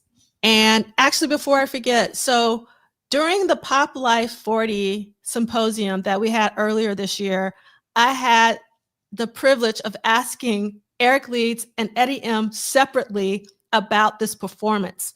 So if you haven't listened to those interviews and you want to hear their own, you know, like Eddie M's and Eric Lee's own words, I think you should go back and listen to it because I thought it was interesting because I'm so used to Eric Leeds and Atlanta Bliss being on stage together, you know, and then I mean, obviously like during the Purple Rain tour, Eddie M and Eric Leeds were on stage all the time. But like during this particular era, it was really rare to see both Eddie M and Eric Leeds on the same stage. So I thought it was really interesting to get the perspective of this amazing shoot from both of them. And obviously, I'm not going to talk about what Eric says, but Eric tells a story that I had never heard him tell before about the line that he plays in America, which I've always thought was incredible. And I'll just you should just hear that story from Eric Leeds. I'm not trying to be all strange, but it's just like Eric Leeds is the best person to tell that story. And I wouldn't be able to tell it like he could. So it's a great conversation. Yeah, it really, really was. So in addition to the band, we already know that Karen Cradinger is here because we saw her in the photo in Italy. Thank you so much, Edgar. But also, so Karen Cradinger is listed as a road manager alongside Alan Leeds. What's interesting is that Alan Leeds wasn't in that photo, but I'm sure Alan was probably with Prince or something. And then also Roy Bennett was also in charge of the lighting, which is really great because it looks really beautiful. All right. So, question for you guys. What do you guys think of the interview? Like in the perspective of MTV, like they're the ones who showed it. Do you think that, I mean, obviously it wasn't an interview per se, you know, it was almost sort of a curated, you know, I don't want to say it's agenda driven in terms of definitely he wants to present a certain particular image of himself and answer some of these questions, but it's not as if a reporter or a journalist is asking him questions. You know, these are things that his manager is saying to him, and they, I imagine, have control of the edit and everything else that's going on with this. If this happened, I don't know, this might have been an issue back then, but if this happened today and a major TV channel was to put out, it was supposed to be an interview by an artist, but no journalist was involved in this, and it was just sort of given to them by the artist. Wouldn't that be, that would seem kind of weird? Like, is this a promotional thing or is this a real interview? You know, it was interesting. It just really seemed to blur the lines between an interview or you wanted to get your point across, which is his right to do. But I just always thought it was interesting that it's not a real interview, even though it's presented to us as if it is. And I'm just curious what you guys' thoughts are. So that's a good point. So a couple of things. Yes, not a real interview. Was sold to us as a real interview. That was not unnormal for the times. I think that we have forgotten with TMZ News and the way media coverage has changed. You know, prior to what was the rag, not TMZ, what was the magazine that had all National Enquirer. National Enquirer. So prior to the National Enquirer and those kind of things, which he is, just to say, he's responding to something that was in the National Enquirer, right, exactly, as well, right? Exactly. It was quite common for these kind of setup or puff interviews to kind of be done, not to this extent. So understanding it that way and remembering it in real time, I was just happy to hear Prince talking. Let me just start there. Sure. I was just happy to hear Prince talking. And then secondly, for the people who say, well, this wasn't a real interview, and this is good because this gets us to the point where I know we're still in the chat going back and forth about the NAACP thing and all that. Listen to that interview. Prince is responding to all of the issues that people are saying about him. And so the issue about selling out your black fans, that wasn't an NAACP issue. That was a black people issue. So for people to make that an NAACP issue, again, for those of us who were Prince fans before Purple Rain, see, let's get the timeline straight. For those of us who were Prince fans before, let's be clear. Prince was accused of selling out by a lot of people in the black community. Prince was accused of not being black enough because of Purple Rain. There was a great article on when the concert opened in St. Louis. There was a brother in the audience yelling, "Play Erotic City, motherfucker!" Yeah. How come you ain't playing Erotic City, motherfucker? Okay. If we want to, let's put it all out here. Let's deal with it because we want to pick and choose. So when Prince is responding to that, he's not responding to the NAACP. It's convenient to make it he's responding to no. There was a good number of black people who looked at Purple Rain and saw what was happening in Purple Rain and thought we had lost Prince to the sellout. There were a good number of people who thought that Purple Rain was rather weak and puff. Like they didn't see it as funky and as edgy as what Prince had been doing in the past, even though you had Darling Nikki on it. So I'm saying all that to say, you can call it a fake interview. I give Prince credit for responding to the criticism. You may not like his response. You may not like who controlled the interview. But if you listen to that interview, there's not one thing that Prince addresses that wasn't already in the zeitgeist. There was not one thing in that interview that Prince is addressing that wasn't said. So I think it's a little disingenuous to say it's not a real interview when at the same time, Prince is addressing all of the negative criticism about himself at the time. I'll shut up. Yeah, well, I would say he definitely addresses those, but it's not an interview though. It's like, like an interview is somebody asking you questions and they being able to follow up those questions. I don't know if there was any follow up if your manager is reading off a script, right? Like, right. But again, I get what you're saying, right? But it's just interesting. I almost question. I don't understand why MTV is gonna play it. Why?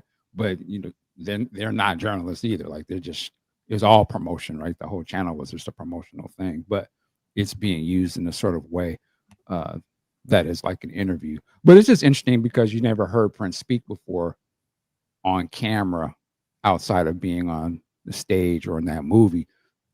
So it was a lot going on with that presentation of that, and it had been some years from Purple Rain, and we hadn't really seen him. And then you see this new version of him, and he's, I think it's great because he's laughing and smiling. You don't see that part of Prince. I think that stuff overshines the fact that when you find out later, like, this was just a piece to sell the movie essentially and get him back in your great graces because of the backlash that you just mentioned was going on with everything. So it's just an interesting thing. Go ahead. Can I ask you a question, Brother Dean? Absolutely. So, press junket for movies. Mm-hmm. Movie stars go on press junkets, right? Yep. The handlers say to the people, we're only answering these questions. Mm-hmm. Does that make that press junket not a real interview? To me, yeah. Okay. I mean, just from a journalistic point of view. Right. But if you agree to it, I mean, you're like in today's world, right? You have a lot of traditional press, and you have a lot of like YouTubers and influencers that do these things, and they get to ask the questions they want. They just can't ask. There are certain ones. Maybe Marvel doesn't want you asking about the next movie or something. But again, those questions are those limitations are there to protect their business, not to, not for any journalistic purposes. For them, it's a business, so it ain't gonna make no money for them to have you asking questions that may make their client look bad. But I just think that all should be told up front. As you're a viewer, you need to understand what you're watching, so you don't think that they're just being straight out honest with you. They're trying to push whatever narrative they want to, but it's not necessarily an interview. Like if somebody asks, if I did an interview and somebody said, I don't want to talk about certain things, I can make the agreement if I want to do that or not. Or maybe I may say, you know what? Well, then this ain't really a puff piece, player. I don't, you know what I'm saying? Like, I don't really want to do that, but I'm going to let you know up front. Yeah, and I hear what you're saying. I guess I'm splitting hairs on whether you call it an interview or not. Like I get what you're saying. I mean, we can have words like investigative journalism. But I just imagine if it was a politician and they said that, which I'm sure they do. But you need to know up front that that politician he don't want to talk about that because it's uncomfortable for them. But not because they didn't ask that. But I think that people have that in every type of interview. Like I think even if there's a hard-hitting investigative interview, if I'm articulate enough, right, I can spin things right. If I'm not articulate enough, then I may get caught off guard by let's say a person. But if I'm articulate enough and headed enough, I can spin that as well. So right. But the difference is this is the extreme of that because there ain't no journalists involved at all. Right. It's purely just so I mean, for them to spin it that way, that's not on the extreme case. Yeah, of course, a smart Prince in his later years is able to. You don't need to do that. You can ask him whatever, and he can either not say it or he's very intelligent to spin it the way he wants to. But I'm just saying at that particular point, there wasn't none of that going on. It was the exact opposite. There was no questions. So when there's no questions being asked, that ain't an interview to me. That's a press release. All right. And I guess I would say in remembering and listening to it, my question is, what isn't asked that should have been asked? And I'm not putting you on the question. I'm not saying that you should answer that now. I'm just thinking about remembering all of the key points that were surrounding around Prince, right? It was I think we had the We Are the World thing. We had the Are You Selling Out? Are You Black Enough? Right. I'm thinking about when I remember watching that thinking, they addressed all of those things. And my question is to anybody who would look at that as not whatever it was happening, what was happening at that time in the culture that needed to be asked or addressed that would have been my question. And again, my response to that would be that's not the issue. Okay. It's not the issue of what they ask. It's the issue of this person's telling you this is something that it's not. Okay. That's it. It's just an honesty thing. You know what I'm saying? Like that's all it is. Okay, I get that makes sense. So I'm gonna come in with a different perspective. Like in real time, whether you call it an interview or not, I thought it was the best thing since sliced bread. Absolutely. In real time, I loved this interview because for me, it was a precursor to like Under the Cherry Moon, you know, not having seen Under the Cherry Moon. I was like, what is going on with Prince? Like, he's so fun. He's like, he's so open. He's talking to us. Oh my God. That was the point of it. Yeah. I mean, it was like, I thought it was incredible. It was like, it's, you know, and you know, this image here, you know, like everybody knows what he's saying right here. You know, cufflinks like this cost money. And you know, don't you like surprises, man? It's just like so many amazing Prince-isms in that. And I think it's just like really great. So I don't want to miss that Edgar posted in Europe. We got a slightly different version of the interview with Wendy. That's interesting. Yeah. I didn't know that. And just so you know, Edgar, according to the book, Duane's book, and as far as I know, it's actually Stephen Fargnoli, not Alan Leeds, who's actually asking the questions. I think it's Stephen Fargnoli. But I have never heard of Wendy's voice in this interview. So now I want to hear this. So, which is actually even more interesting if you think about that. Like so not only did they have the manager reading it, but then they edited it and went, I guess, and had the band members after the fact go back and ask those questions as if they answered them and presented that to the people. If that is what happened. I mean, there's just a level of, you know, that's extreme PR from his camp, which I'm not mad at, but I'm just saying it's interesting that even they went to that level with it. And again, my comparison is, and I'm saying is really for my people of today, or my young folks, they're so used to seeing these interviews on Breakfast Club and all these different things where the artists are on there. And it's not to say that on the Breakfast Club or some of these other major platforms, they are not taboo topics that the artist doesn't want to ask, but it's just we're just in a different part of society where there's a lot more openness to some degree. You see these people asking these questions and they have these long conversations, where back then when it was a superstar, it was way more structured and it was never going to leave any regard to somebody asking some sort of gotcha question or any question that would somehow hurt the artist in any way. And, you know, I think a part of Prince, his whole thing was so structured and curated to what he allowed us to see of him. I'm just saying this was one of the major sort of moments where he really was in control of his program and nothing was left to chance, you know. So I think it's important to see it's a little different now, but at the same point, we don't know how deep that type of stuff goes today too, right? I'm sure there are interviews that we think are legitimately being presented to us and they are doing that to make us have a certain reaction to it, where there may be some funniness going on behind the scenes and then not really asking that question, or it was scripted. But I just think it's always important to point that out, whether I love the artist or not, you know. And I love Prince, and like I love this one. I still love it today because it just shows me a new Prince, but I understand what I'm watching too. Right. No, I understand. I mean, like, but again, just trying to give context of 1985. I mean, I was just excited that Prince was talking to us and he was happy and having fun. Cynic had posted. Well, the last thing I want to add. I guess the question is, you think about, was he really happy and having fun? That's the thing. Obviously, he wants to present that image to you, but now it makes me question if it really was like that, because now you know they edited to have Wendy asking questions that she wasn't asking the damn thing when they have. So I'm just saying it makes me even have more questions. Like, was he really having fun, or he really was trying to protect? Like, yeah, he ain't gonna have me out here looking crazy, you know. Which I respect that too. Anyway, go ahead. Yeah, I guess. So it's funny that you would have that, but you know, let me be clear.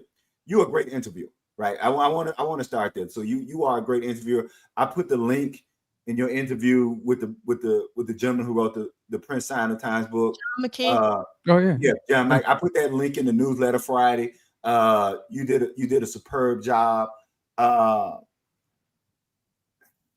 would say that I guess I don't have those kind of thoughts, but then I will say this, because I was kind of hesitant. I'm glad I watched the interview, because I was kind of hesitant about reading that book, because I think and because I didn't want to say something. I'm not the biggest Breakfast Club fan, so I don't want to make it about that. How should I just stop and say? I think that because when you make that, was he really happy? Was he really this? You know, I'm an art person, not an artist person. I care about art. My parents, here's how I was raised. A guitar player is no different than a plumber. An actor is no different than a carpenter. So if I don't need to know about my carpenter's marriage and life, well, I need to know about my guitar player's marriage and life. So, well, I'm not asking. I'm just saying for me. Sure. That when I'm thinking about art, like I wrote a 600-page book on Prince, and there's only one paragraph about his personal life. I was interested in the analysis of the lyrics from an artistic, theoretical point. Sure. I'm interested in art from an artistic, analytical point. That's just, and I realize now I'm in the minority of that. So that you just made me think about when you said that question about was he happy then? That would not have been something about which I would have been thinking, because I am just now coming into this notion that more people are concerned about the personal and private lives of the people. Absolutely. And how that connects to their art. And for me, that's the most far-fetched thing. Like, I don't understand, because here's what I think that does. I think that the world in which we live in now, people, and I'm going to use this phrase, people are famous today because people fucks with them and not because they talented. I think what the internet has done, I think what Instagram has done, is that people are famous because they look at people and go, I fucks with that person because of their lifestyle, as opposed to, is that person really talented? And I am the exact 180 degrees opposite. I could give a damn about your personal life. Can you play the guitar? I could give a damn about your personal life. Are you a great baseball player? And so for me, I think that's why and I think that what has happened is we have promoted a lot of art that for me isn't that well crafted, because we fuss with that person as opposed to that person being talented. I'll shut up. I agree with the sentiment of it, but like you said, we wouldn't be doing this podcast. It wouldn't be a lot of books. People wouldn't be in mourning if they only cared about the art. They just go listen to the music. D'Angelo just passed. We love the music, but it hurt us that he's not here. When Questlove just put up that great tribute that he did to D'Angelo and Rolling Stone, he's given almost a human side of D'Angelo that we didn't get to see in certain moments. When we talk about Prince, we're happy to see him smiling in this. We're not happy that he's playing music. We do care about the personal lives of people that move us in our personal lives. Though we probably should just only focus on the work that person does, we can't deny that there are certain artists that it bleeds through. And we do care. We want to see them happy. We want them to be doing good. There was people that was concerned about Prince later on and wondering what was something going on with Prince. So you say, hey, don't pray for me. Wait till there's something really going on, because he wanted to have an image that he was good. But now we realize he wasn't. So we do care about how people are doing, particularly those artists that we love, and we love Prince. And so the same way we don't like to hear somebody saying nothing bad about him, we care about that, right? That's why we push back. But if we just cared about the music, we wouldn't care about what anybody said about him. But we do care. We're human beings. We're not going to just stop at the gate and, oh man, you played a great guitar, but you might be living in filth. I don't care. We do care. We do want, so I just think, man, there are certain artists, and we're Prince fans, so we absolutely care that he was happy or that St. Paul was doing good. We didn't just care if he just played on the record. We wanted his business to be tight. So I just think we do care about these people, and even sometimes there's things that are uncomfortable about them. But like I said, I think we care. We would not be in this position that we are today if we didn't feel deep about these artists and celebrities. Whether we should or shouldn't is another question. But my point is to say they know we care about them, right? And I think Prince knew that people love me. I want to protect that what I have. And so this was an effort to make sure that I want to reassure y'all that, yeah, not this ain't that. Because he didn't just speak about the music. He's talking about all this other stuff. So it does kind of matter. Otherwise, he would have never did this thing in the first place. He'd have just said, go listen to the music. Right. So I think there's both of it, but you can't separate how you feel emotionally about something you love. I'll just say I'm in the minority. I can't. Like I'll be honest with you. I think you do, doggy, but I understand what you say. Like I don't. But I want to answer Brother Andre asked a question about the PMRC. Mm-hmm. He was asked, and he answered it. In fact, I wrote an article where I quoted the answer. He said that I think parents have a right to know what their children are listening to. That's an art code. That's not a personal life question. Like that's an actual question about art. That's in fact things I say, hey, what do you feel about people slapping these labels? And he said, hey, I think parents should know what their children are listening to. To me, that's a fair artistic question. I'm much more interested in something like that. I've never been interested in who you're married to, who you're dating, your breakups. But I want to be clear. I realize I'm in the super minority. I realize that I am in the super duper minority. And so, and one thing I had to learn to tell people, I can't tell somebody else how to be a fan. Right? I have to realize that. And so what I do is I tend not to, if it's articles and books that are not discussing exclusively making of music, those tend to be the things that I'm not as interested in watching and leading. And I want the things that are going to talk about artistic theory and what it means to be a musician and how you crafted this art. Those are things that interest me. But again, I realize I'm in the minority. I'll shut up. Yeah, I mean, you could probably argue America's way more concerned of all that other stuff than it is the artist. Right? It's not a cottage industry. It is the industry is based off of, like you just said, the stars of today are stars because of their personality. They ain't stars of some artistic craft. Their personality is because that's what we really do care about. Brother, I'll give you a perfect example. My father had like a 25 year subscription to Ebony. Mm-hmm. When Ebony began the series of showing stars houses, my father canceled the subscription because he was like, and his words was, what the fuck they got to do with Black liberation and artistic talent? And that's kind of where I got my cue. Like, do I really need to see somebody's house or how somebody is living? And so, and then I guess that set the parameter for me. But my father canceled his, he had been an Ebony subscriber for 25 years. And once they started doing that, he completely, so I know he'd be losing his mind today if he was allowed on social media. I shut up because I appreciate everything. And I want to say this, if you have not seen the Brother Dean interview with, is it Mackey? John McKee. John McKee. I really did enjoy that interview more than I thought it would because there you go. So yeah. So thank you for that. Have you started reading that yet at all?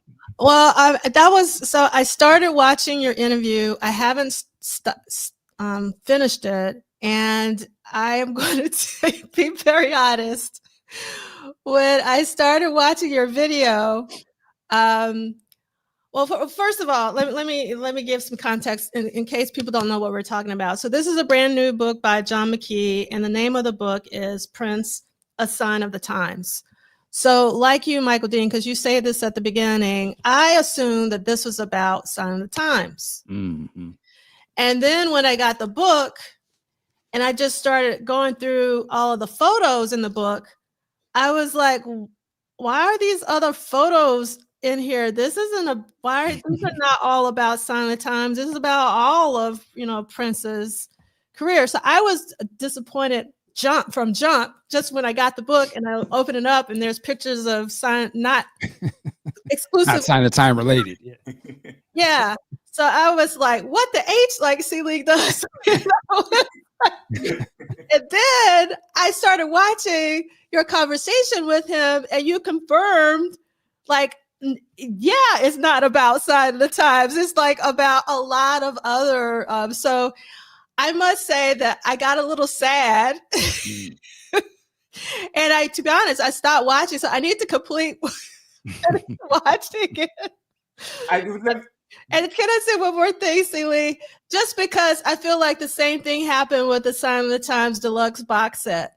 I was all excited that we were finally going to concentrate on the Sign of the Times era. Like, we can have debates about the album, but the Sign of the Times era, and the band with no name and all that, and then it's not. So I kind of got the same, like, when are we going to just concentrate on Sign of the Times? And I know there's another book on Sign of the Times, but it's very academic and all of that. So I'm sorry, Celie, go ahead. No, I was going to say the one thing, again, I don't know if you got this far into the interview, was interesting when he said that, and I got out, like, okay, I get what he's doing. When he said that he wanted to take each song and analyze each song as kind of like a pie chart of how you would see Prince. And so he's looking at each song and analyzing each song and say, what does this song tell you about Prince, right? And again, that's not something for me that I'm necessarily interested in. But once he did that, I went like, oh, okay, I get it for folks who are interested in that. And then again, one thing about Brother Dean is he can make anybody geek out on Prince, and so I liked that part of it too. So I'll probably still order it after seeing the interview, just simply because it's a resource, it's a reference, and also you interview 200 people, you gotta, but I said that was for me. It was so I'll shut up. Go ahead.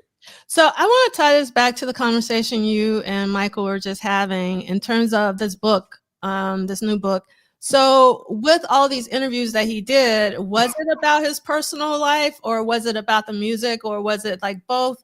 Like, where does this book sit? For instance, I give you an example. Like, I don't know if I have it, Matt Thorne's book, because it's all about the music. It's like all about like the B-side is very, very dense.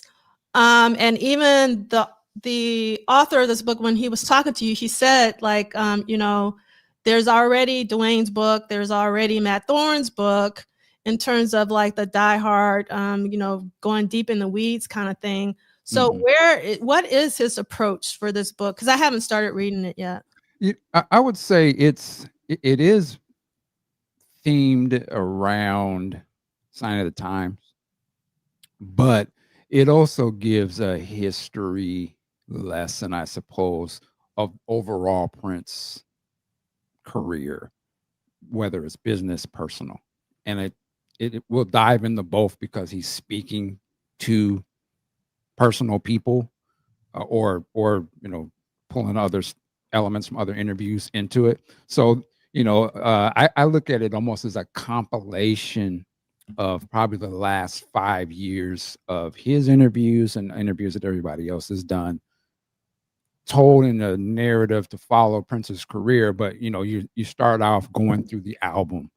So I would say for a person who hasn't really read a lot of Prince books, maybe you're getting into your journey of Prince, I would recommend you read this book, because I think it gives an even, feel of both that you can go on to reading some of these other ones and go deeper into. Maybe you just want to go deeper into the music or deeper into the studio sessions that this may just sort of hint a little bit at. Or maybe I want to go read my taste book, and this can give you a little bit of that type of stuff too, so, and it doesn't, it's not like holding back, but it also isn't like making Prince look crazy or nothing either. It's just like, wow, this guy was a superstar. Like, and how does a superstar and a person like Prince deal with other people by doing all this great stuff? He presents him as a human, in my opinion.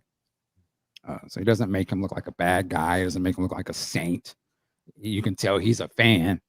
And I don't know how big the book would be at all, but it's, for me, like I said, a person who's read and heard all of it, a lot of it I knew, but a lot of it I had forgotten, or just never, I thought it was just going to be about this, but I was like, oh, okay, I could see how these could be related, or Well, that's an interesting point type of thing. And then there's just people. I think the biggest thing that came away from me was the parts with the lady from Slow Love.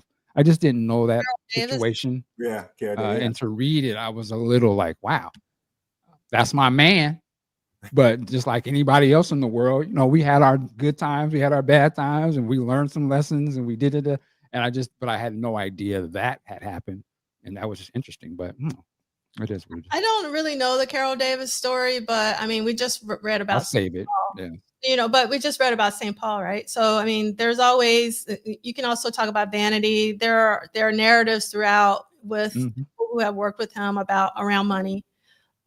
So that's and with that one, it was cool because it not only deals with the, in real time back when it was going on when they first were doing this stuff, but it also goes into now time with her and the estate and still trying to get that situation right and different things. Yeah. And so it's just interesting, like, wow, it's not just something that happened back in the 80s. Got it. Even in the current day, it's very relevant. Now, Sinek posted this a gazillion years ago, but I don't know if Sinek is still here. I don't know what you're talking about. Do you know, Michael or Seagley, what he's talking about? I don't even know who Bro 2 is, if I'm saying that correctly. Yeah. Okay. You know, I recently seen something, I don't know if it's TikTok or something, and it was saying like, it was showing clips from this interview, but it was saying it was from the unedited version, which I didn't know there was an edited version. I don't know if they were showing stuff that I'd seen before. I wasn't paying too much attention. I don't know if that's what he's talking about. So could y'all tell me who that is? I have no idea who that is. Oh, maybe he meant B-roll. Oh, B-roll. Oh, okay. B-roll. Maybe this is what I saw then. All right. So, okay. So I actually have the unedited version in the accompanying playlist. Okay. So it's in the accompanying playlist at the bottom. If you go to my YouTube channel, all the way at the bottom. Oh, okay. Okay. I didn't know what B-roll stuff. I didn't get the B-roll. Okay.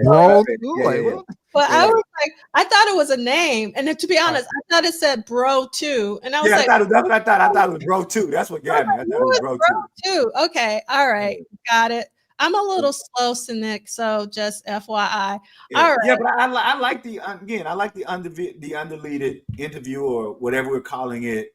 Like now, I liked it. I'm glad, and I'm glad people like Sanika doing that kind of work where we're getting to see all those things. So I'm very appreciative of folks like Sanik and other people who and D68A, and there's another guy, was it Duane something? That you know, those are 2 or 3 of the channels that I like. So I really appreciate that they're doing that kind of work, keeping those things out there so we can see them. Okay, so Sanik is saying there's more than that. There's raw footage that shows the prep and everything, satellite feed. Okay. Let's check that out. All right. And I'll just say this. There are things like that I like. And I'll tell you the stuff I'll tell you the stuff, and there's stuff that I don't like. Like for me, the Sign of the Times rehearsal footage. I remember when I got the Sign of the Times rehearsal footage on the VHS, like when it was being bootlegged for the first time. And I was like, oh, this, I put it in. I was just like, it was just the most boring thing I'd ever seen in my life because it's just that. Like I go, duh, it's rehearsal footage. Like it's thinking of like I remember I was like all excited, like yes, and I go like, nah, this is just rehearsal for the damn movie. Okay, so yeah. Anyway. All right. Okay. So I still got stuff to share. So this is more, we're going back to the call sheets. I'm sorry, but I want to do this. So Jeff Katz is the still photographer who's listed. This is really important to me because Jeff Katz is one of my favorite photographers. Also, Gilbert Davidson is listed as security. Also for makeup, we have Robin Lynch and along with Michelle Bueller. And for hair, we have Earl Jones, who's Jill Jones's uncle, as well as Theory. I can't pronounce the last name, so I think probably someone that's actually over in France. And it's just like, just looking at these call sheets, it just lets you know, like, all these people were working on this one video, and then the video obviously turns into a performance. But before we get to the performance, here is also something that I because I'm a nerd. I'm sorry. And this is the camera setup, and I wasn't aware that there was a 4-camera setup. I've never done this is a different camera. Oh, this is a different camera. So to find out that this was a 4-camera setup was actually pretty interesting. So again, Wow. you go back. Where did you find this from? This is amazing. Someone sends me things. Oh, okay. Yes. And so I think this is what I geek out on. And remember, Roy Bennett is doing the lighting and all that. So yeah. Okay. Photos. So America had 2 takes. So this is actually from the first take. And look at Eric on the left side with his hat on. It's like a different Eric, because I think of Eric now. I mean, when I think of Eric Leeds, I think of Eric Leeds now. And even though I remember this in real time, it's just so funny for me to see Eric then. And then I love this guitar. It's actually the guitar that's on the cover of Duane's book to actually connect it to what we're reading. And you can see he has on his Christopher Tracy coat, which I absolutely love. And he got that coat from Wally. And then he has on this red, the red pants and all of that. And then these are some more shots. We need to see this. This is killing me. That picture in the middle was on a really famous calendar years ago. Huh. I remember that picture in the middle being on remember they used to do those Prince calendars. I can't remember who was doing them, but I always loved that picture in the middle because it was that Prince calendar. That's it. Yeah. And then let's see. Man, this is my teenage years right here. Yeah. And I love this guitar. I was so happy with I love Duane's cover for the second book. Like, this is my cover. I love this cover. And one of the reasons why I love this cover is because of the guitar, because we don't get to see this guitar a lot. Right. And it's like almost like a missing era that we never really got to see. Yep. You know what I mean? Exactly. Yeah, indeed. All right. And then let's see, here's some more shots. I love the shot at the bottom. You can see Eddie M in the background. And let's see. Okay, we got a Dear Estate moment from Blade Brown. So, Dear Estate, include era-specific rehearsal tape footage. Yes. DVDs, Blu-rays with remastered special deluxe releases, please. Yes. Including this whole set. Yes, Yeah. including this whole set. Exactly. I was saying I thought this would have been something that would have been with the Around the World in a Day thing. But even if they just put it digitally, yeah. And here's some more shots. Oh, I messed up on that one. And then let's see. I love this one. It's a great shot. This photo is by Sophie Bramley. And when bandana. Yes. So can I ask you a question? Mm-hmm. So we know there were 2 performances of America. My question has always been, and I think you covered it, I guess I just forgot. Were the 2 performances of America from 2 different sets? No, it was back to back. Okay. That's what I'm going by Prince Vault. I mean, according to Prince Vault, is actually back to back, because I wore that myself for a while. And let's see. So did he just change? Oh, never mind. Okay, so this is the first take. Okay. And then this is the second take, which is what we know from the video. Okay. Right. And the thing is, like, this video meant the world to me then, and it still means the world to me today. And the reason why it meant the world to me, and I've said this before, but I'm going to say it again in case we have some new people. This was the first time we actually saw Prince performing drums live. At least that was the first time I saw Prince performing drums live. I mean, obviously we had the video from the Prince album where he's playing all the instruments, but it was a video. It wasn't like in a live context, but this was actually live.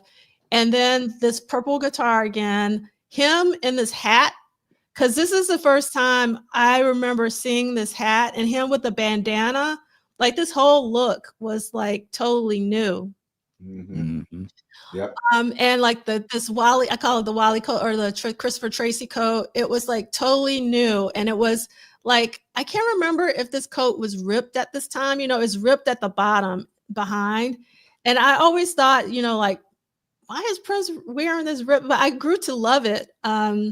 So yeah, and Edgar was saying there was a wardrobe change, right, to the black pants, because before we had the other, the red pants.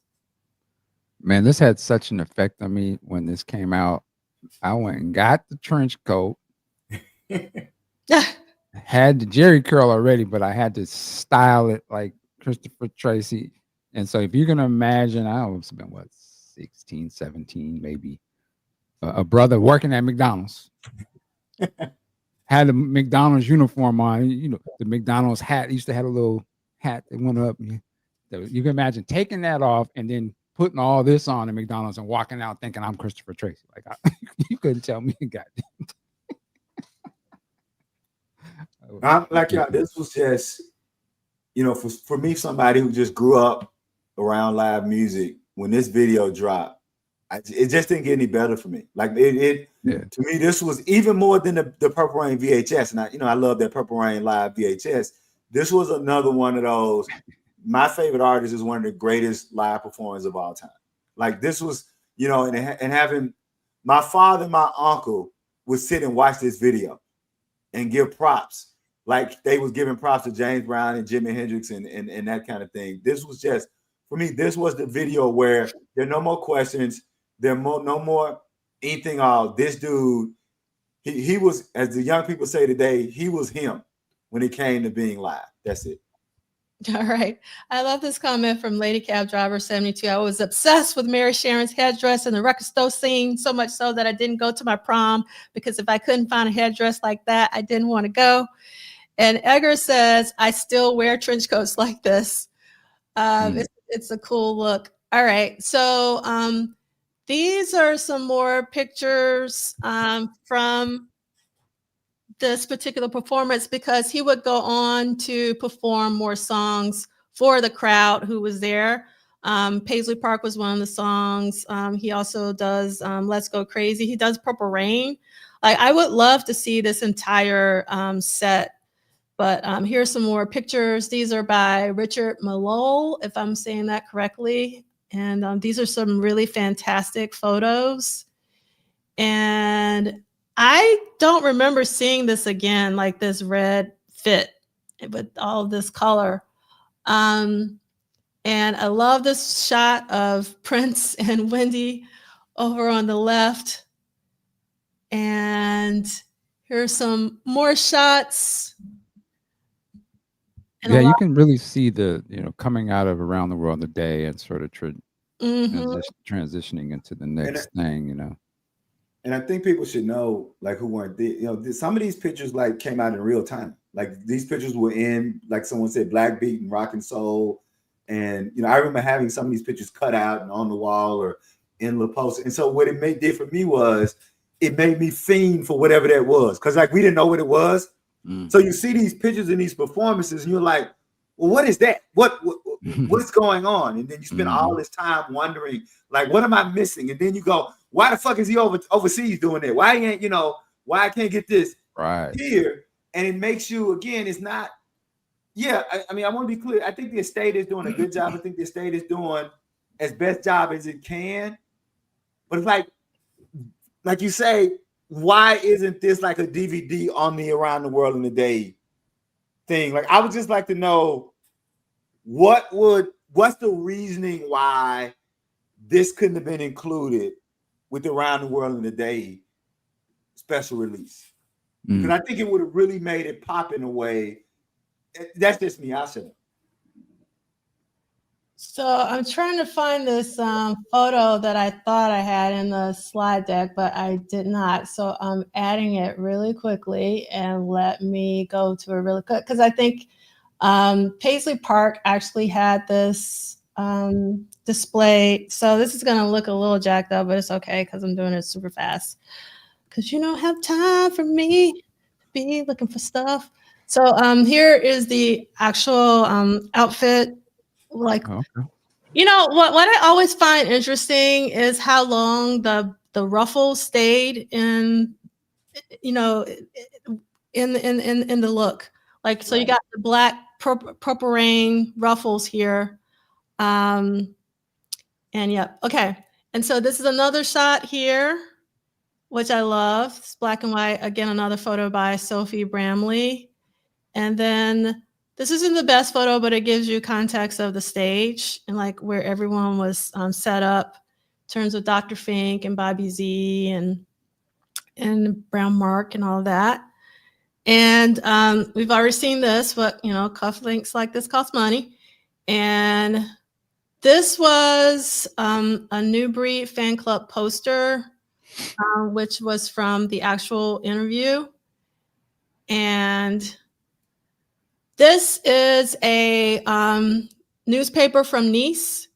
And this is what it says, Prince, a gift for 2,000 friends.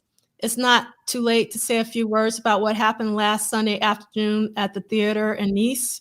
Prince had taken over the venue to shoot a music video for America, a track from his latest album. For this, he had specially brought his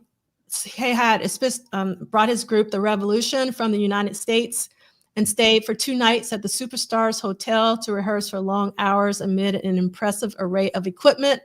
On Sunday, everything was set up under the big tent for filming. For the occasion, Prince had distributed more than 2,000 invitation cards, accompanied by a friendly note expressing in advance his gratitude to the young people of Nice for their active participation in the video. That might be 200 instead of 2,000.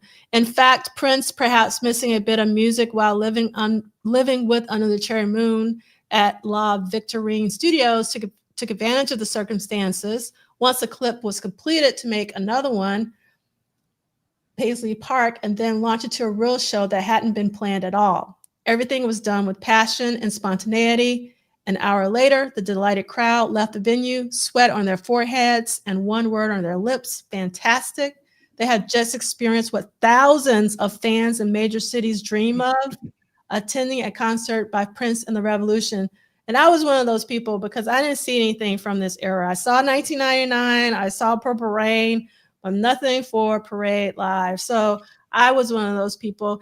A gift they won't soon forget. As for Prince, since that last night, he has, I think it might be 200 or so, 2,000 more young friends in Nice. And that's the person who wrote it. And that is the person who did the illustration for this particular article. And then in addition to that, this was in a Japanese magazine, and the Japanese text says something like, I want to continue to be evaluated by the quality of the music, which is similar to what he said in the MTV interview. And I love the title of this, The Silence Was Broken in France, because Prince wasn't talking to the press at this particular time. So this was a huge deal in real time.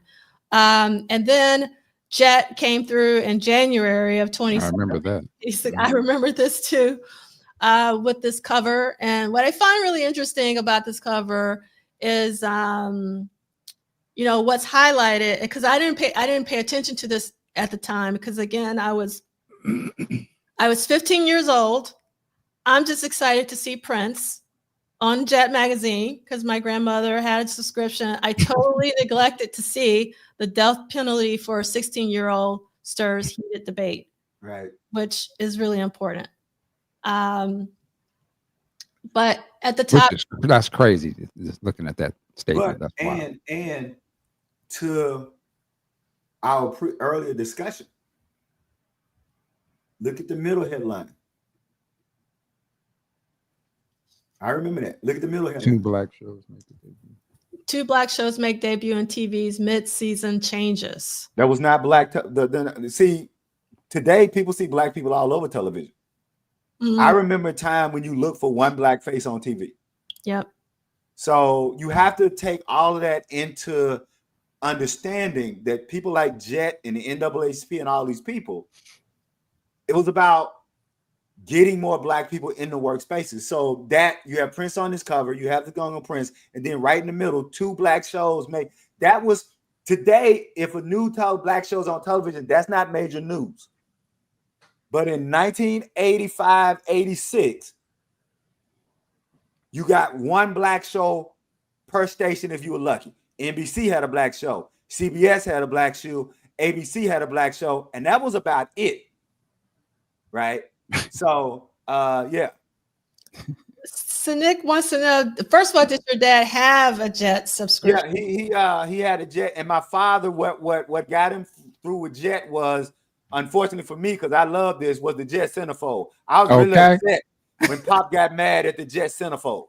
The Beauty of the Week picture. Some of y'all ain't old enough to understand the Beauty of the Week picture. So yeah, Brother Sneak, my father could not stand the Beauty of the Week because he saw that as objectifying women and not what the revolution should have been about. Me, myself, thought it was all about beauty. So yeah. That was celebrating our sisters. Yeah, that's what I tried to tell him, Brother D. Hey, we couldn't see him nowhere. It wasn't really an opportunity to see sexy Black women respectively shown, and Jet had a 1-page dedicated for that. Yes, I knew cats. You go over some cat's house, their whole wall was them pictures. I've never seen that, Michael. Oh yeah. Actually, in the movie House Party, they sort of give homage to that. I think Martin Lawrence's character, his wall was nothing but the Jet centerfolds. Okay, so Nick says that they just sent Michael Dean the absolute shutdown clincher. Oh Lord. Read the NAACP pressure. And yes, Celie's dad sounds very cool. And yes, you got a confirmation. We used to plaster the walls with those Jet magazines. All right. So was it always, so 2 people have posted page 43. So was it always on page? Yes, I was on the same page. I didn't know that. Yeah, I was always on the same page. I'm learning something today. Thank you. Yeah. Okay. All right. Yeah, that was a big deal. Okay. Yeah. And so Nick says that the Beauty of the Week goes back to the 50s. It does, but the type of bathing suit changed, if we understand. Mm-hmm. Hilarious. Yes. All right. Okay. So in this Jet, there was one of these photos, which the reason why I wanted to show this is that only Jet magazine of all the photos I'm sure that they had access to, I love that they included the one with Jerome and like the one with like the look with Jerome. Like no other publication would have done this except for Jet magazine. So it's great to see Jerome. Okay, so we're getting to the end. So week 44 of 1985, 5 live appearances so far. So this America video shoot was on October 27, 1985. Previously, we've had the American Music Awards in January, the Brit Awards in February 12th, Grammy Awards in February, and Academy Awards in March. And Bilal is on tour. He's touring tonight in Europe, in Germany at the Uber Jazz Festival. So he has been like working it like a job last year and this year. He has been like nonstop touring. And Alice Smith is coming to Chicago on November. And then there are some videos, if you don't know Alice Smith, at Groovement 71, some amazing live videos there. And I got real quick, can you hear this?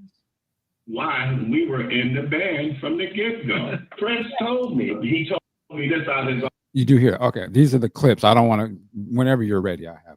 Let's go ahead and do it. Let's do it. All right, I ain't heard these, so hopefully these ain't nothing crazy, Nick. I heard that they didn't want us in the group, and they didn't appreciate us being in the group. But see, they don't know why we were in the band from the get-go. Prince told me. He told me this out of his own mouth. The NAACP was coming down on him for not having enough multicolored people working for him. That's why he added me, Jerome, Brooks, and Miko to the revolution. Brother was so elusive. He slipped his way out of stuff like an eel through seaweed. And then there's one more here. I heard that they didn't want us in the group, and they didn't appreciate us being in the group. But see, they don't know why we were in the band from the get-go. Prince told me. He told me this out of his own mouth. The NAACP was coming down on him for not having enough multi. I think that was the same. Yeah.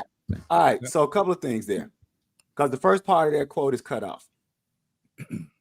Who didn't want them in the band were the original members of the Revolution.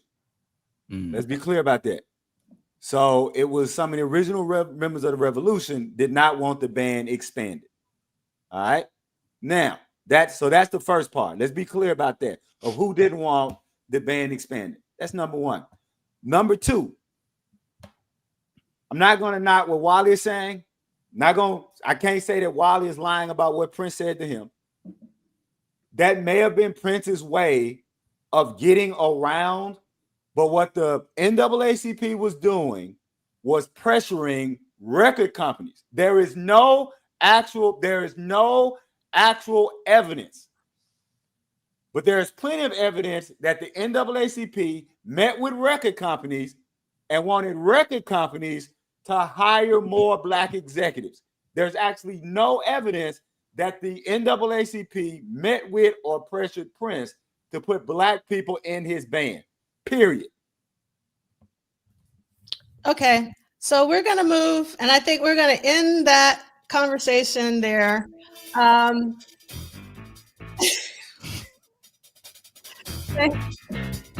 much. We need a little, yeah. All right, so I got to give a special thanks to Chip and Sparrow, one of our What Did Prince Do This Week regulars based in Japan, who went to go see Sheila E. this week in Japan at the Blue Note in Tokyo. So Chip and Sparrow, thank you so much for sending us these amazing photos. One, we get to see the outside of the Blue Note, which looks much more deluxe than the one in New York. I will tell you that. And I love this poster that you shared with us. And here you can see, like, I love that Sheila signed the poster to the Blue Note Tokyo. I think that is so cool. That's the actual poster outside the venue. It's signed by Sheila. And I love, and you've heard me, I think this is the reason why Chip and Sparrow, you sent me this. Sheila has gone back to signing her name backwards because she had stopped doing it. And I love that Sheila going back to writing backwards again. I don't know what happened. I thought that was a camera trick. No, I forgot she does that. Wow. Yeah, she does that. So this is incredible. Thank you so much, Chip and Sparrow. And I'm sure you'll watch this replay. We've already talked about Michael Dean. This is in the accompanying playlist, his conversation with John McKee about another new Prince book. And I can't wait to listen to the rest of it to get more context. I know that you had an amazing conversation because, like Celie said, you are, bar none, I've said this a few times, the best interviewer out there. No one included, including myself, the best. Wow. And then we had Lisa. This was like amazing. Lisa Coleman, just Lisa, on Funkatopia. And that was a really great conversation. With Mr. Christopher as well as Michael Bland. So if you missed that, that's also in the accompanying playlist. And we cannot forget about Dr. Funkenberry, especially since we know how cancer can really take people out. That's what, for those who don't know, that is how D'Angelo passed. D'Angelo had pancreatic cancer. So just say a really kind word to Dr. Funkenberry, particularly as we come close to the holidays. Thanksgiving is coming up, Christmas is coming up. Please keep him in your thoughts and prayers. Send him positive words. And if you can, please continue to support his GoFundMe. His expenses continue to rise. And then the same for Addie Durant, who is also a member of the Purple community. And again, she was heavily involved in the Clubhouse audio version of Purple Rain. So please, please, please help support Addie with her GoFundMe and also send her any positive words and keep her in your thoughts and prayers as well. And then there's also Des Dickerson, and everyone should know who Des Dickerson is, who has a GoFundMe as well. And then let's see, again, there's a lot in the accompanying playlist. I'm going to add some more stuff in the playlist because D68A said that they have the rehearsal before the America shoot uploaded. So I'm going to make, wow. Yeah, I'm going to make sure that I add that. And I'm going to add that Wendy version of the interview that D68A said is on the No Name channel. So thank you, D68A, for both of those additional videos. And so in addition to the D'Angelo interviews that we mentioned, Michael Dean's tribute to D'Angelo, as well as Michael Dean's conversation with the author John McKee. I also uploaded the D'Angelo covers that Bilal and 3 members of the Vanguard did with Robert Glasper at Blue Note, New York City last week. This is Brown Sugar and Betray My Heart. And that is a wrap. Thank you so much. I just say this, Celie said I ain't done. I just say this, Nick. I ain't stubborn. If you feel like the mic has been dropped, brother, have at it, but ain't no damn mic been dropped. That's all I got to say. Okay. All right. And so let me, I just want to put this is taking me back to the 80s, man. When we used to be arguing about, man, Jesse's better than That's right. Okay. Well, first of all, I want to give very special thanks to Michael Dean for coming back, because I was like, oh no, Michael Dean might not come back after this break. Hilarious. And also, I was like, Celie might not be here because we're at State University, and I thought I was going to be all by my lonesome. Well, where's Ricky at? That's a question. There you go. Well, Ricky's in Virginia, and Ricky sent those the D'Angelo. So I don't know if Ricky is actually at the funeral. Yeah, he might be at the Oh. So I don't know. He might be there. So also, I want to say thank you to each and every person in the chat for coming back, because I was like, I don't even know if everybody else is going to come back. Yes, the chat. So I really, really appreciate each and every one of you. And I hope that you will watch either Scream, Blackula, or Ganja and Hess this weekend, because people are still celebrating Halloween. And obviously, if you haven't, you should play some D'Angelo. And if I were you, I would start with the first album, work your way all the way through, then do the live album. There's like a lot of other stuff too, because he did some guest spots, you know, like on Slum Village and all of that. There's a lot of, not a lot, but there are several guest spots. And like I said, my favorite is on the Book of Clarence. All right. Thank you so much, Drea Dances. And with that, we are going to end this show. Take us on out, Michael Dean. Do you want to say anything? Man, great show, great conversation, great debates and love. That's because we care. Salute to Sinek, salute to Celie. Ricky. Thank you, brother Sinek. Thank you. Yep, absolutely. He took Lee's place today. Salute to Lee's wife coming through. Hopefully she joins us again. So, salute to everybody in the chat. We see all y'all. Welcome back. This show don't work without you guys at the end of the day. So please remember that. Salute to D'Angelo, all the great work, just getting all the resources and all those cool clips and stuff. It's fantastic.